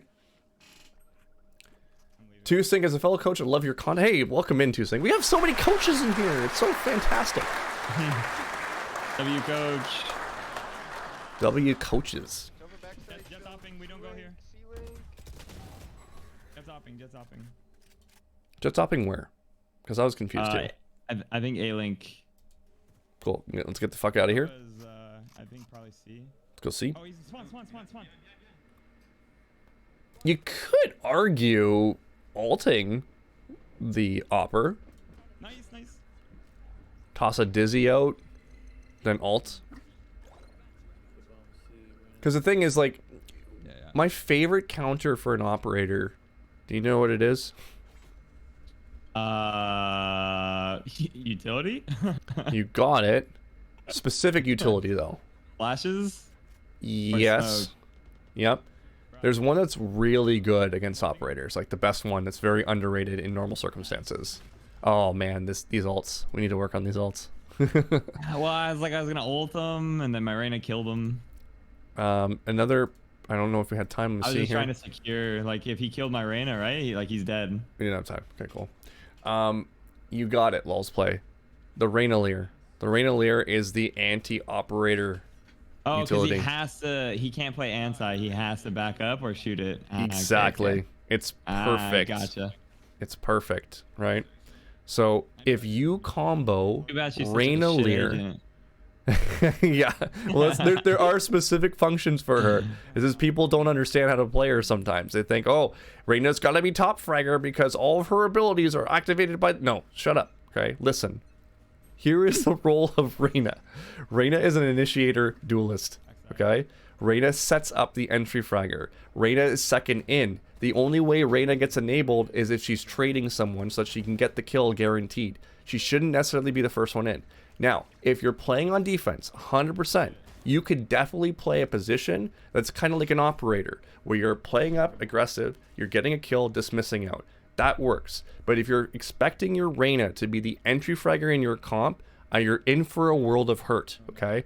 Because she should be the second one in, you guys setting her up, right? There was a comp that we played, or I saw on a student VOD. It was on an icebox, okay? I want you guys to tell me who the entry fragger is in this comp, okay? Who are the other two? Is this a question for me? Sorry, I was talking to chat. It could be for you as well. It could be for you as well. I can't remember who the other people were. I think it was this. Entry Something along those fragger in lines. this comp. Yeah. And then it was a Viper. Okay. Something like this. Definitely Sage. Definitely. Definitely Sage? Definitely Sage? Well, it's not Sage. It's not. Who is the entry fragger in this comp, guys? Not Phoenix. Reyna's the initiator. Omen? Omen is the entry fragger. Why is Omen the entry fragger? Blind TP flex ninja play off of like a Reyna, like initiator blind. Phoenix walls out, blinds out. You definitely want Viper last alive because of her mollies and her post plant. So, I mean, she can't. Yeah. I can see that. Omen equals a jet. Omen is the best space taking agent Dude, you on can't Trigger say comp. that though, bro. You can't say that because people in my Immortal games are gonna start fucking doing some dumbass shit. Okay, I absolutely can say that because these guys who are playing ranked don't understand the concept of the actual game. They've never played on an actual team, right? Now that That's being true. said, That's in this fair. situation, they would never play this kind of comp in an actual team. This was a low rank, and I'm sitting here going like, okay, how do you make the best of the situation? It's not ideal, right? Phoenix, for example, is not ideal for everything, but he's a jack of all trades. But you can use him as a controller if you absolutely need to. There was a comp that I had where it was like all these people were playing duelist, and I asked if this was a throw comp, right? It's a really good TikTok of mine. Let me see if I can find it for you. I asked if it was a throw comp, and my answer was no, it's not, because you need to play it a specific way. Now, is it ideal? Absolutely not. It's not. But you got to do what you got, right? We got to work with what we've got. Let me see if I can find it for you here. It's a really good one. And this is the problem with the community, is that it's not involved enough to be able to think of it like this, right? So when someone gives you a hard time for this kind of shit, it's like, you just mute them, because they're not on your level in terms of your brain. It's just that simple, right? So they're just not on your level. They don't understand. And that's okay. Eventually they will. Here we go. Are they throwing? Is this a throw comp? Let me know what you think in the comments. Whenever you load in with a comp, you need to ask yourself the question, what is my job in this comp? If these guys are queuing up and they're not queuing together, and you see that comp, they're probably all like, well, I guess we're just throwing this game. Well, it's not true. Do we have an initiator in this comp? 2 initiators. Reyna's one, and Yoru. So if I'm rolling with 5 duelists right now, and I'm sitting there as Yoru, and I'm looking at, well, I've got a Raze, who's really good at taking space. I've got a Jet who's good at taking space and entry fragging. I've got a Neon that's good at taking space, right? I'm probably not going to be the first one in. I'm going to try to flash for my teammates. If I'm Reyna, same idea. I'm going to flash for my teammates. If I am Neon, I'm probably entering, but I'm also sharing a role as a controller. If I'm Jet, I can entry as well, but I also primarily share a role as a controller. The neon wall and the smoke albeit not the most effective smoke walls and smokes in general, can still serve as a controller. So in this case, the duelist, the main duelist, is going to be Raze. The secondary and the third, being controllers, would be these two. These two are the controllers, and these two are the initiators.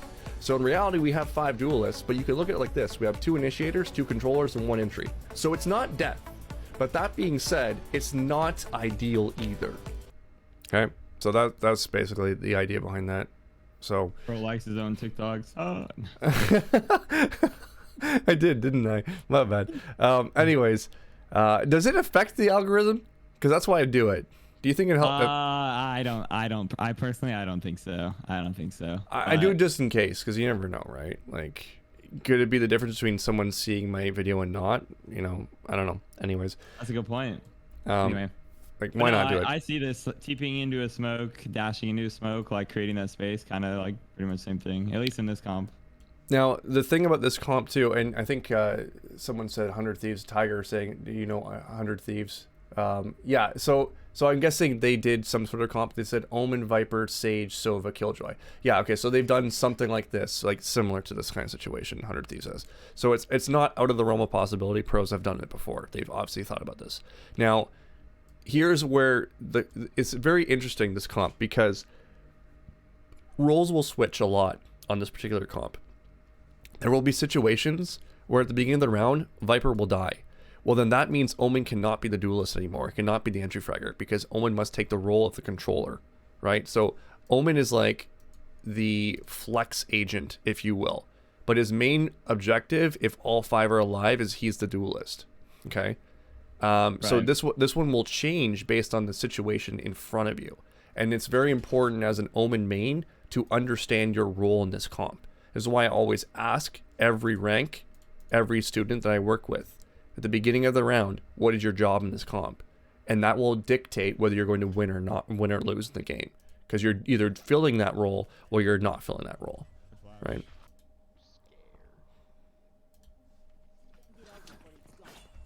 Like, that's actually Cryo and Angel are the best insane, entry omens. Dude. That's so dumb. Yeah, you can do Cryo? so much with Omen. It's crazy. Sorry, what you were saying? Made him.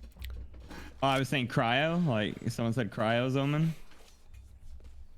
Yeah, someone in chat was saying that. Yeah. His icebox omen. So good. Watching a long. In this round, this is the rule I was talking about briefly. Sometimes you need to die in order to win. Okay? Okay. Nice. Whenever you're on offense and you're attacking and you're going into a site, yeah, I know. Whenever you're on offense, you're going into a site and you're attacking. Someone's likely going to eat it. Usually it's going to be the duelist, but every once in a while, someone else is going to shoot you in the head. It is what it is. If you're that person, you let go of the emotion. Okay? I would say in this situation, you probably should be window based on how we're taking site right now. We don't need 5 people taking the site. So I think this is a positioning error right here. Go garage. Yeah, I think this is a positioning error at this point. Yeah, this is a big time positioning error. Now KJ has to go back. Now let's say that KJ goes back, but someone's coming through garage at that point. Right, now we're in trouble. Or someone's coming through grass at this point. KJ's not in the right spot. That was your role. Okay. 5v3 situation. One more thing. Yeah, jet. Call this out. You know there's one garage. No. Okay. You just died to a solo ult.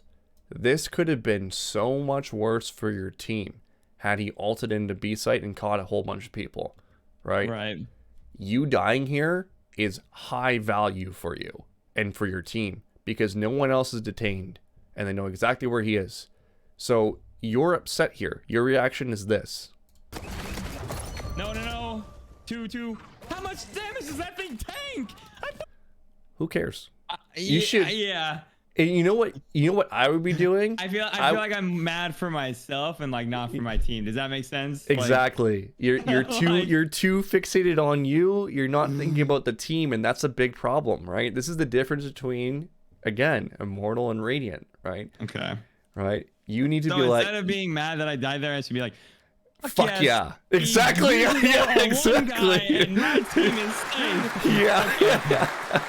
Exactly right. You should be like, oh my god, they just threw the round. This is beautiful, right? This Gekko threw the round for his team. Like, we both, actually, Jinx, you owe me a soda at that point because we both said fuck yes at the same time. 5 times. But Xerox, how do I get coaching from you? You want to join the Discord, guys? If you haven't already joined the Discord, we do have 10 mans after every single stream. We're gonna be dividing the community eventually in terms of Immortals, Ascendant Plus probably, lobbies, and then general lobbies. We'll have open lobbies as well. So if you haven't already, do join the Discord. You can direct message me if you're interested in coaching, and we can go from there. We'll talk about pricing in private conversation. Okay, so now we're on defense. I've done a few rounds here. We've only got 14 more minutes left because I got another person behind you. So we'll go over as much as we possibly can here. I didn't get to see the ending of it. Was there any particular rounds you want me to specifically to go over? Me specifically. I'm gonna don't spot too long. There's a round where I asked my Brimstone to push along with me, and then he did. But then he pussied out and backed up. And then there's another round where I pushed up myself, got one, and then I dipped. And I wanted your opinion on that as well. Okay, so let me see. I got 1, 2, 3, and 4 rounds I want to go over, and then we can see if we can find those rounds for you. Okay. Okay. So this first round is all about comms. Okay. This is a great round, but I want to nitpick something that you do here. Okay. And we've talked about this already before. Listen to what you say here. Alone. Oh shit! What does that mean? It means I'm fucked. All five. What does that mean for Raze? Push up. I don't know. Are you sure? Push up A. I don't know. Did I see all 5? Because if I'm Raze, I'm thinking, oh shit, what does that mean? Right? Nothing. Right? You got nothing to go off of, yeah. Now, Raze is a smart player because Raze starts rotating right away and understands that. But I'm telling you right now, if Karen from Legal is playing Raze right now, and Karen from Legal's had a long day, you know, done a lot of different cases, and just wants to sit down, unwind, and play the game and throw your elo, she's going to do that because you haven't been specific of what oh shit means. What does that mean? Right? Oh, there's 5 people running into C. Well, maybe I should rotate. But this one thing that you do might disable Karen from Legal from making the right decision right now and moving in. You need to take extreme ownership over these comms. Okay? Okay. I'm playing retake, maybe. You have a direct responsibility to all of your teammates to make them better. Okay? It's not about my teammates suck, and that's why I haven't ranked up. It's about what did I do for my teammates to make them the best players possible. If the answer is I didn't do enough, then that's why you're struggling with your teammates. Right, okay. And I'm not saying that you're not going to have bad teammates every once in a while, right? It's going to happen. You can't control that. You can only control what you can give them. True. Yeah, I need to focus on myself and what I give to my team. Nah, that's exactly. Give. You're different. Give him I'm gonna give him the 3-incher. Hey, 3 inches are better than none. Okay? Above average. I don't care what anyone says. 3 inches is a big thing. It's a big deal. There's Valorant TikTokers. Yeah, okay, this is lineups. you got called out here. This is funny. Yeah, I did. It's content. I did hard. It doesn't matter if it's fucking TikTok or YouTube. It's so funny.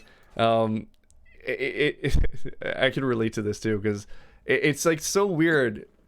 You know, the other day I was sitting in the cafeteria. It was in a mall food court, and I was just doing some work. I was doing some VOD reviews, and this person, I see them at the corner of my eye. They're like looking at me. They're like, and they're walking by. Right? I'm like, what the fuck was that? Right? And they go back and they go to this A&W lineup and they come back with their food. They come from the left-hand side and they look at me like this, like staring. I'm like, what's going on? And then this guy just comes up out of nowhere. He's like, excuse me. I'm like, yeah. So I take my headphones out and I'm kind of like looking at him and it's like, are you worthy? I'm like, yeah. He's like, oh, okay. And he walks away. It's like, oh, like what the fuck? That's crazy. But it's funny because I can't go into a deathmatch now without being noticed, and they're like, "Coach, coach, coach." It's kind of cool. It's kind of cool. It is. It is. Yeah, that's it. That's all he said. He was like, "Okay," and he walks away. I'm like, "What?" Big garage, no? Yeah. Leave raise, I have. It happened at the LAN too. Like some guy was staring at me from like across. He's like this. Like I'm on a railing gave up watching too one of the long. games, and this guy's just like this. Bro, I pull back my turret. Oh, this is the round of the I'm never KJ. playing this game again. Oh. Yeah, KJ. Okay, you can't control the KJ. Cannot control the KJ. Cannot. Right? Let's Like see his what. whole surface, his whole sole purpose is to anchor. Exactly. Yeah. So let's see what happens. Let's break this down and let's just watch from KJ's perspective and see what got her to this point. Or YouTube. You're probably wondering how I got here.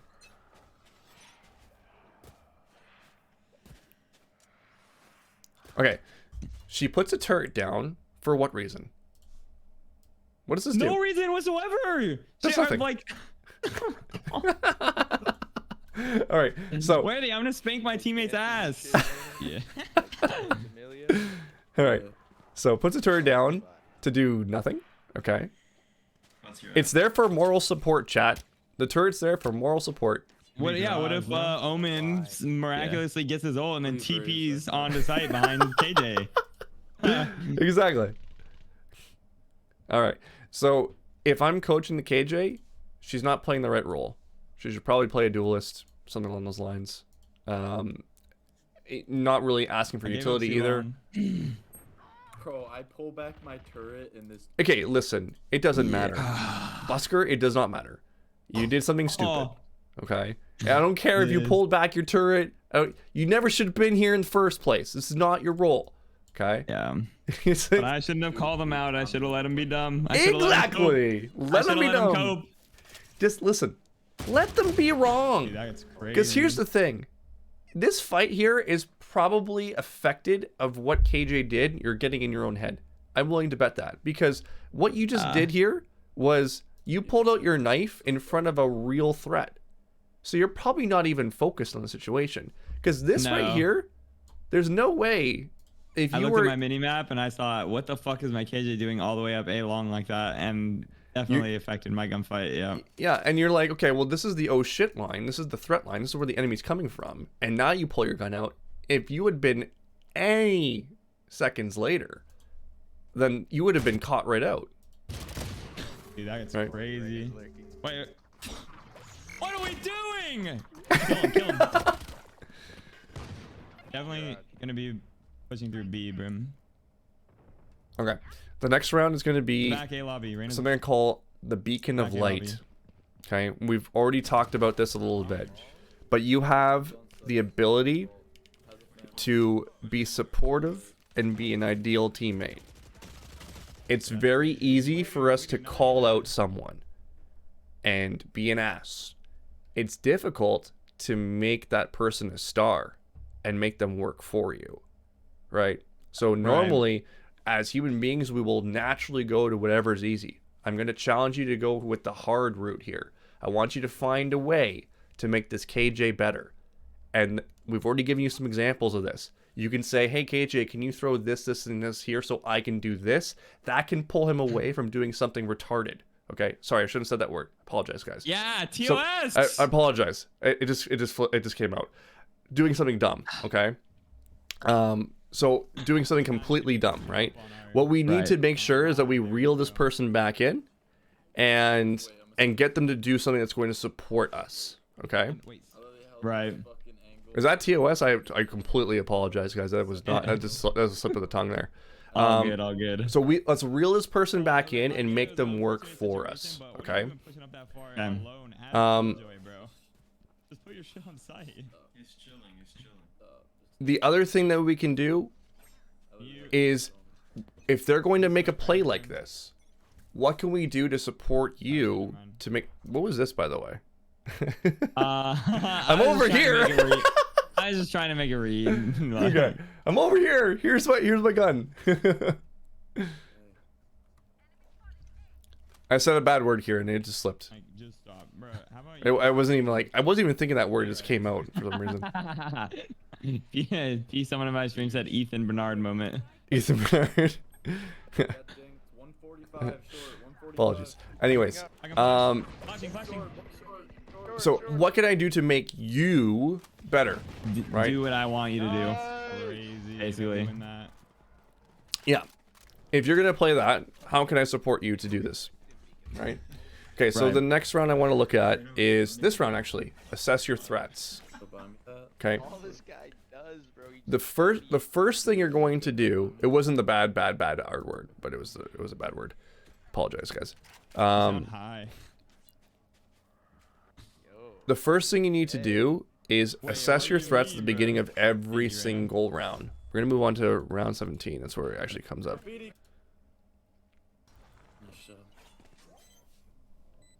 I heard flashing and I just sent it out the window. shit was Shit was Oh, good fire. shit. They were blind as fuck, huh? Okay, fair enough. Karen, No that's good. Gekko. That was good enough. Yeah, race play somewhere else. And we play retake A if I grab the sword. I vote as Okay. well if What a So- beautiful knife. This is a point that I made in an Ascendant VOD a couple weeks ago. You always need to assess your threats. It's fun to jump around the site and slash around and do all that good stuff, but you should look at the top of your screen and be like, hey, what do I need to worry about this round? Can you think of anything that we particularly need to worry about this round? Over drone ult. You got it. In fact, what I would recommend you do is call it out at the beginning of the round for your team. Okay? Call it out for everyone because we've already seen KJ do some questionable things. They're probably not thinking very well. They're probably thinking, hey, I need to frag. Maybe that's why they moved up all the way this position, right? Because emotionally and mentally, they're in a bad place, 5 and 14. They're not feeling too good, okay? So we need to remind this KJ that, hey, if you push up and you get droned, you're probably dead, okay? This will also help reaffirm it for you, right? Because sometimes we need to pep talk ourselves. And if we start doing that kind of stuff, we won't do this. Whoa. So I'm the one. Too long. Smoking from B. Running up C. As soon as you see a drone, or you hear a drone, and you know the ult is coming, or the ult is there, you hide. This is the equivalent, or very close to, a Raze ult. When a Raze pops an ult, what do? You run away. You run away or you hide. One of the two, Yeah. right? Generally speaking. If a Sova drones, sorry, let me finish this. If a Sova drones, you hide from the drone, Right. okay? Unless you can flash it and then break it, then that's fine. But you need to seriously consider this a major threat. Because as soon as you get tagged here, guess what's going to happen? Nowhere to run. No! Right? Raze, what are you doing, you dumb fuck? Doesn't matter what Raze did. You shouldn't have peeked the drone. I could have escaped it, and he fucking sapped me back into it. As far as I'm concerned, it should have happened No, okay, regardless. so ideally, right? Ideally, I definitely would have hit from the drone, but when I saw Brim push out Garage into the cubby, It's pretty funny, actually. It's pretty funny. Sorry, dude. but no, like I didn't want him to clear Brim because Brim smokes, and he also had ult. So like to me, like our Brimstone had a lot of value. So I didn't want Brim to get tagged, and so I kind of just like sacrificed. And he got two. He got two. See? You tried to save me. You pushed me back into it. Bro, you were chilling. Like, But you see the point. Like this never would have happened if you didn't no. peek it, right? I get you 100%, and I definitely don't pay attention to that enough as much as I should. Because I'm aware of it, but like autopilot, like you said. I was Yeah. trying to save you with a satchel, but you. Do you know which rounds they were? The ones you were talking about, Kieran. We'll get right to you. Okay, it might be a couple minutes late here. Retake A again. Retake A, right? I don't know which rounds exactly. No, I didn't make a note of it. You might be able to scrub and see whenever I push up long. Oh, Gekko. I, Hey, get ready. We're gonna do this play. yeah, if Raina's there, they're all there. You need to be more active with getting information. Go and chill. Don't be afraid to throw a wingman down C long to see if Yeah. someone's there. I definitely wasn't doing that before this VOD, but it's been something that I've come to terms with more recently, for sure. I'm gonna let him plant. Oh, they pushed up the ult, and I fucked up my lineup too. I'll smoke. Hold B, hold B, hold B. Kieran is more. I think you're referring to the R word. I'm more concerned if I insulted anyone in chat, which I did not mean to do. That was not an intention, so I apologize if I did. I'm gonna go ahead and. Yeah. We should get out. In heaven. Should get out quick. Alright. Oh, I fucked it up. Okay, no, not this one. Picking Not this Oh, I round. landed. This round looks good. Oh yeah, you're right. Flanked. Frank. Good job. Frank. Let's move ahead and see what happens in this round. Frank or Wanker? Could do a retake A again. Do a retake A again. I'll place that A. You mean Frank the retake. tank? Thank you.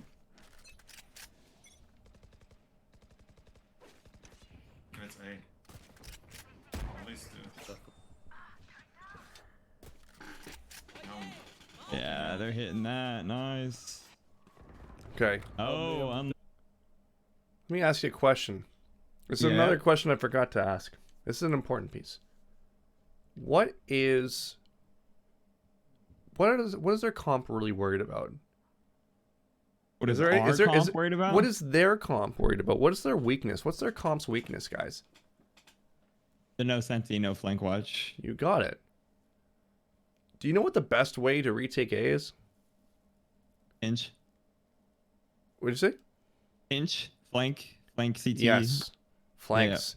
Flanks on A are very powerful. That's where a lot of, in my experience, watching 400 VODs, both in in team play and in ranked, I would say that the successful rounds, if you were to take all of them into account, not including alts, right? Just pure Right. play, 90% of success rounds come from a flank on a retake on A, based on my statistics of what I see. Okay. So flanking is a very powerful piece, and also it is in this situation highly recommended considering they don't have a sentinel. Even if they do have a sentinel, it's still impactful if you go behind them, break the utility. Yeah, because then they're now worried about it, right? So it's an important piece. I see, but I was wondering how to get coached.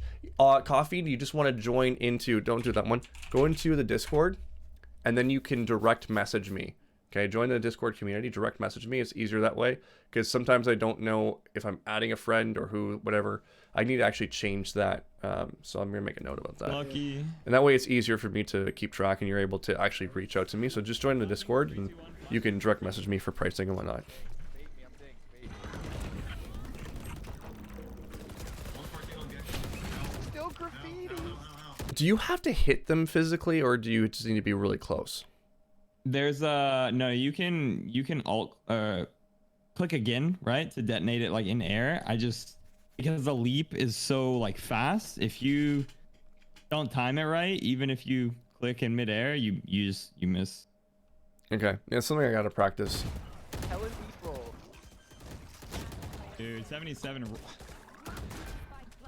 What happened here? Sorry, missed it.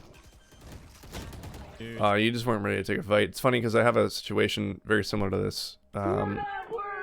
That's I was trying to run and gun his ass. Smoke, that's why I knew I dinked him through the wall.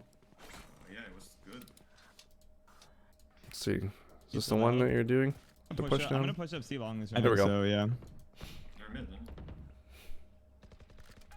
Nice. Smoke speed, double smoke B. I probably would wingman this. I know that you're giving up your position, but with a 5v4 situation, I would rather wingman eat it than you. Because if you die, then Right. they're probably moving into C right away. Right. Not on though, not on. This is high risk. Really high risk. We have so much advantage. Our experience was that they weren't lurking too much and they were 5-man hitting a lot.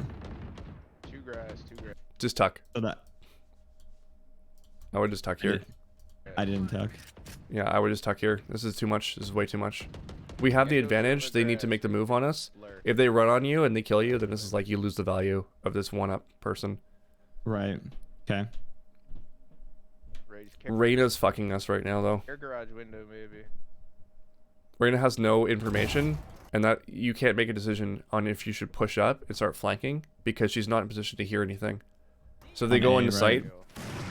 Hopping. I would get out of here now. This is more than enough value. Perfect. They're probably going to end A at this point. So I would probably gamble stack towards A. The problem is that the A is harder to retake. C is easier to retake. So we just go and gamble stack towards A at this point. Get inside the site. Ask Reyna what's going on, because Reyna is just basically doing absolutely nothing for us right now. We don't know the situation. We need to not peek. Just go towards A. Keep 1 or 2 towards B. Yeah, they hit B.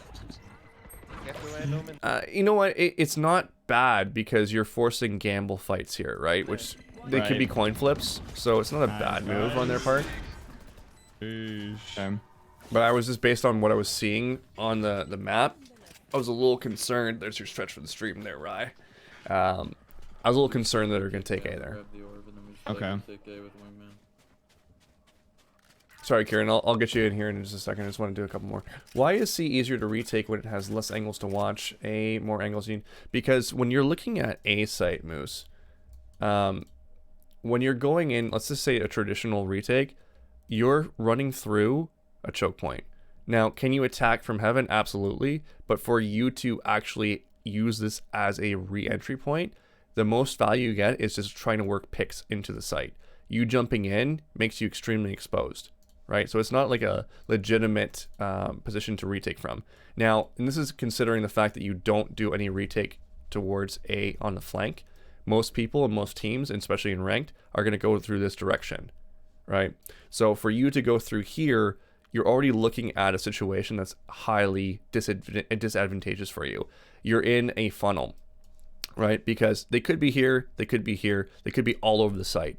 So for you running through here, your numbers can be easily diminished, even though the fact that you're looking at a situation where it's like a 5v3, your 5 people now look much less than it would be in other situations. Think of it like this. The movie 300. These are the hot gates. You're forcing them through the hot gates, so their numbers, or their Persian numbers that are millions, are now looking much more fewer, whereas the Greeks only had 300, right? So it's easier for them to fight that when they're all forced into this choke point and coming through on it.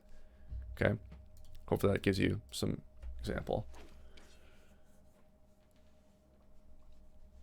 Okay, we're going to watch one more round here, and then we'll move to wrap. Too long. Gekko. This is a situation where I would take the chance to start moving up to garage, toss a dizzy through there. If no one's there, start flanking. And you can take someone with you. Because usually like one or two are like waiting, right? Like, usually people split C. They could. So if there's nobody there with your dizzy, then you know this area is free, and you can start flanking and start suffocating, right? This is like a play that you would make to start taking space on them and forcing them into this play space. If they decide to move in, you already have this area locked down where you can now hold positions. So what would happen is their play space on a post plant would be here, because we have this entryway in, and now the flank entryway in. So they're limited on the positions that they can play. Does that make sense? Okay. Yeah, that makes sense. Now if we wait here, we don't have, they have a staging ground through the smoke, which they can explode out with flashes and all this other shit. And they also have garage we have no information on. So you're in a situation now where if they're moving up garage, you're pinched in like probably 11 seconds or so, and that's where you both are gonna die. You're dead in 10 seconds, basically. Oh, that's you. Never mind, KJ. Sorry. Okay, you're backing off. This creates a little bit more time for your survival. So now it's like 15 seconds. So you probably have about 7 more seconds before you get split on both sides. This is highly dangerous. Highly dangerous. You're oh fuck. Okay, you're lucky. If they're not coming here, I'm assuming they're rotating to A at this point. Yeah. And they're going A, because it's taken them too long to execute off of what they did. I have 2 smokes still. I'll smoke long in the bomb again, and we just stick. We don't need to have anyone stick it. We can have wingman stick it. Oh, they pushed this round. They pushed the KJ will only lose it. Are you ready? 80. Yeah, they're flanking. Go with them. Reyna, go with them. Oh god, yeah. No. And that was a play, honestly. They See, and this is the point here. You see that, Moose? In order to make this an effective entry point, you have to do something stupid like this. So it doesn't make it a real legitimate site retake area. The only one is this lower CT spot. That's why it's so difficult to retake A. They push. How'd they break it? They push. Okay, I think this is a good point to end on.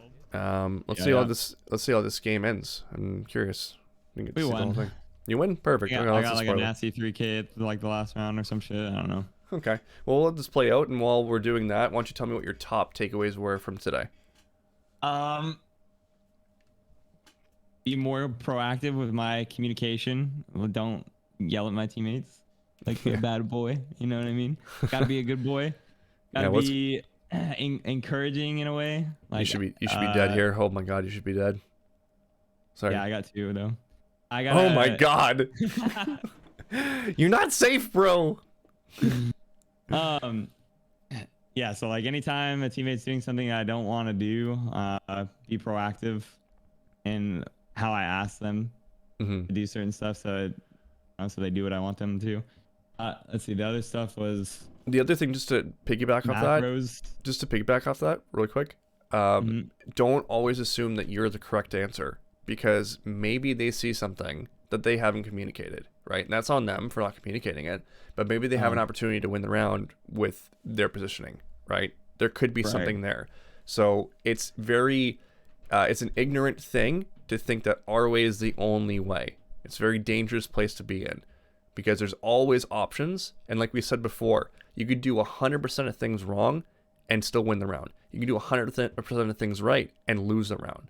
So we don't have all the answers. We haven't walked 1,000 miles in someone's shoes, and we don't know why they're doing the things they're doing. Sometimes there is some logic. Most of the times, probably none. But that being said, we don't know, so we cannot judge. Fair enough? Fair enough. Cool. I think, like you said before, like getting on a team, learning more like macro stuff. I don't know, like there's a lot, but I have most of it clipped. Some utility. I'm like brain farting right now, like my words. Don't worry about it, because like I'm probably gonna send this one to my editor or Spooner's in here. Like, this was a really good session, and I think there's a lot of good stuff here that people will definitely take in, and it'll be very beneficial. So there's gonna be multiple. I'm gonna be giving you the VOD. You'll be able to review it uncut, and it'll probably end up making it into a YouTube video as well. So. Oh hell yeah! Yeah. Hell yeah! I gotta go on the worthy YouTube. Damn straight you are. Yo, I'm gonna what's the word? I'm gonna send you an invoice. An invoice. For using it. We didn't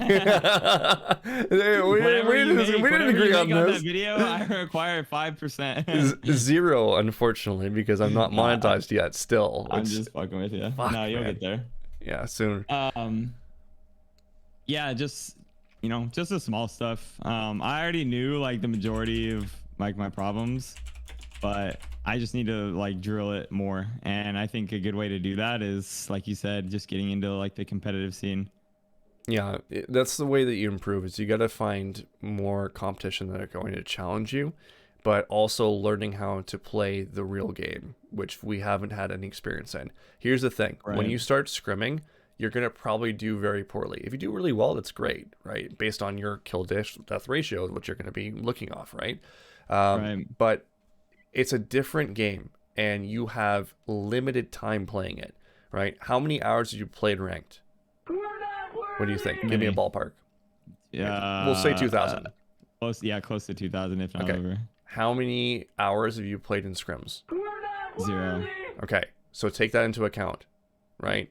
Because if you're going to be inconsistent in scrims, it's because you have very limited hours playing that game, right? You take these guys into a... I've had people tell me, at least one guy in specific that has scrimmed a lot, that he thinks that'd be a good flex based off of like utility usage, like in scrims, but that doesn't go to say like my communication and like actual value that I will give as a whole. So.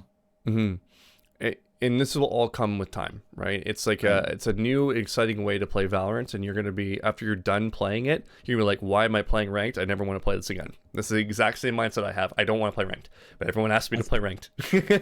That's what I always hear. Yeah. Wait, so do you scrim right now? I was scrimming for a little while. My last regular scrim schedule was probably towards September, and then I stopped because I was coaching the team, and I would just fill in anytime.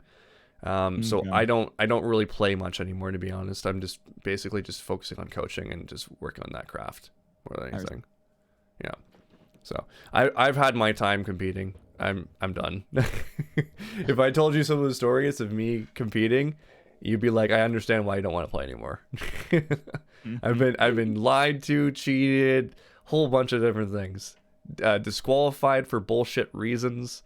It's just like I couldn't police fuck that. anything. It's just like I don't want to do it anymore. I've got a bad taste in my mouth now. So the one thing I do enjoy is making people like you the heroes in their own story and making them better, both in game and outside of the game. So that's what I want to do. Let's focus on that. Love it. Cool. All right, Fatal, I would love to continue working with you in the future. Once you get on a team, record some VODs, and we'll start doing scrim VOD analysis for you, because I think that's the next step for you. We could do more ranked VODs if you feel there's value there for you, because there's always more things to learn, for sure. But I think the Right. next one for you, if you're going to do another session, would be a scrim VOD, and we can go from there. If you know of anyone else that would benefit from this, maybe teammates that you're playing with, feel free to link them Okay. up to me, because word of mouth is how my business grows. And if TikTok does take a dirt nap, then that's going to definitely be very important for me as a word of mouth, because my YouTube sucks right now. So we don't really have a good social media outlet other than TikTok right now that we need to build on. So sure, anyone for you can sure. send me, I really appreciate. Okay. All right, appreciate it. Thank you, Of course, I'll keep you in mind.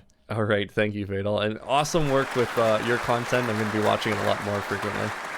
Thank you, bro. I appreciate it. It'll be nice to hear your opinions. Hopefully, get you to laugh. Nah, you'll get me to laugh for sure. That's all it's all about. All right. Way to go, my friend. Awesome work today. I'll give you all the information afterwards, okay? All the VODs and stuff. All right, perfect. Great. Peace. See you later. All right. Kieran, let's get you in here. Where are you, Kieran? I'm going to send you a message real quick. Sorry about the wait here, Kieran. Took way too long, but I needed to make sure we got everything in there. So I'm just calling you right now, Kieran. So once you're ready, just feel free to pick up and then we're good to go. There you are. How's it going? Bro, how's my volume? Too loud?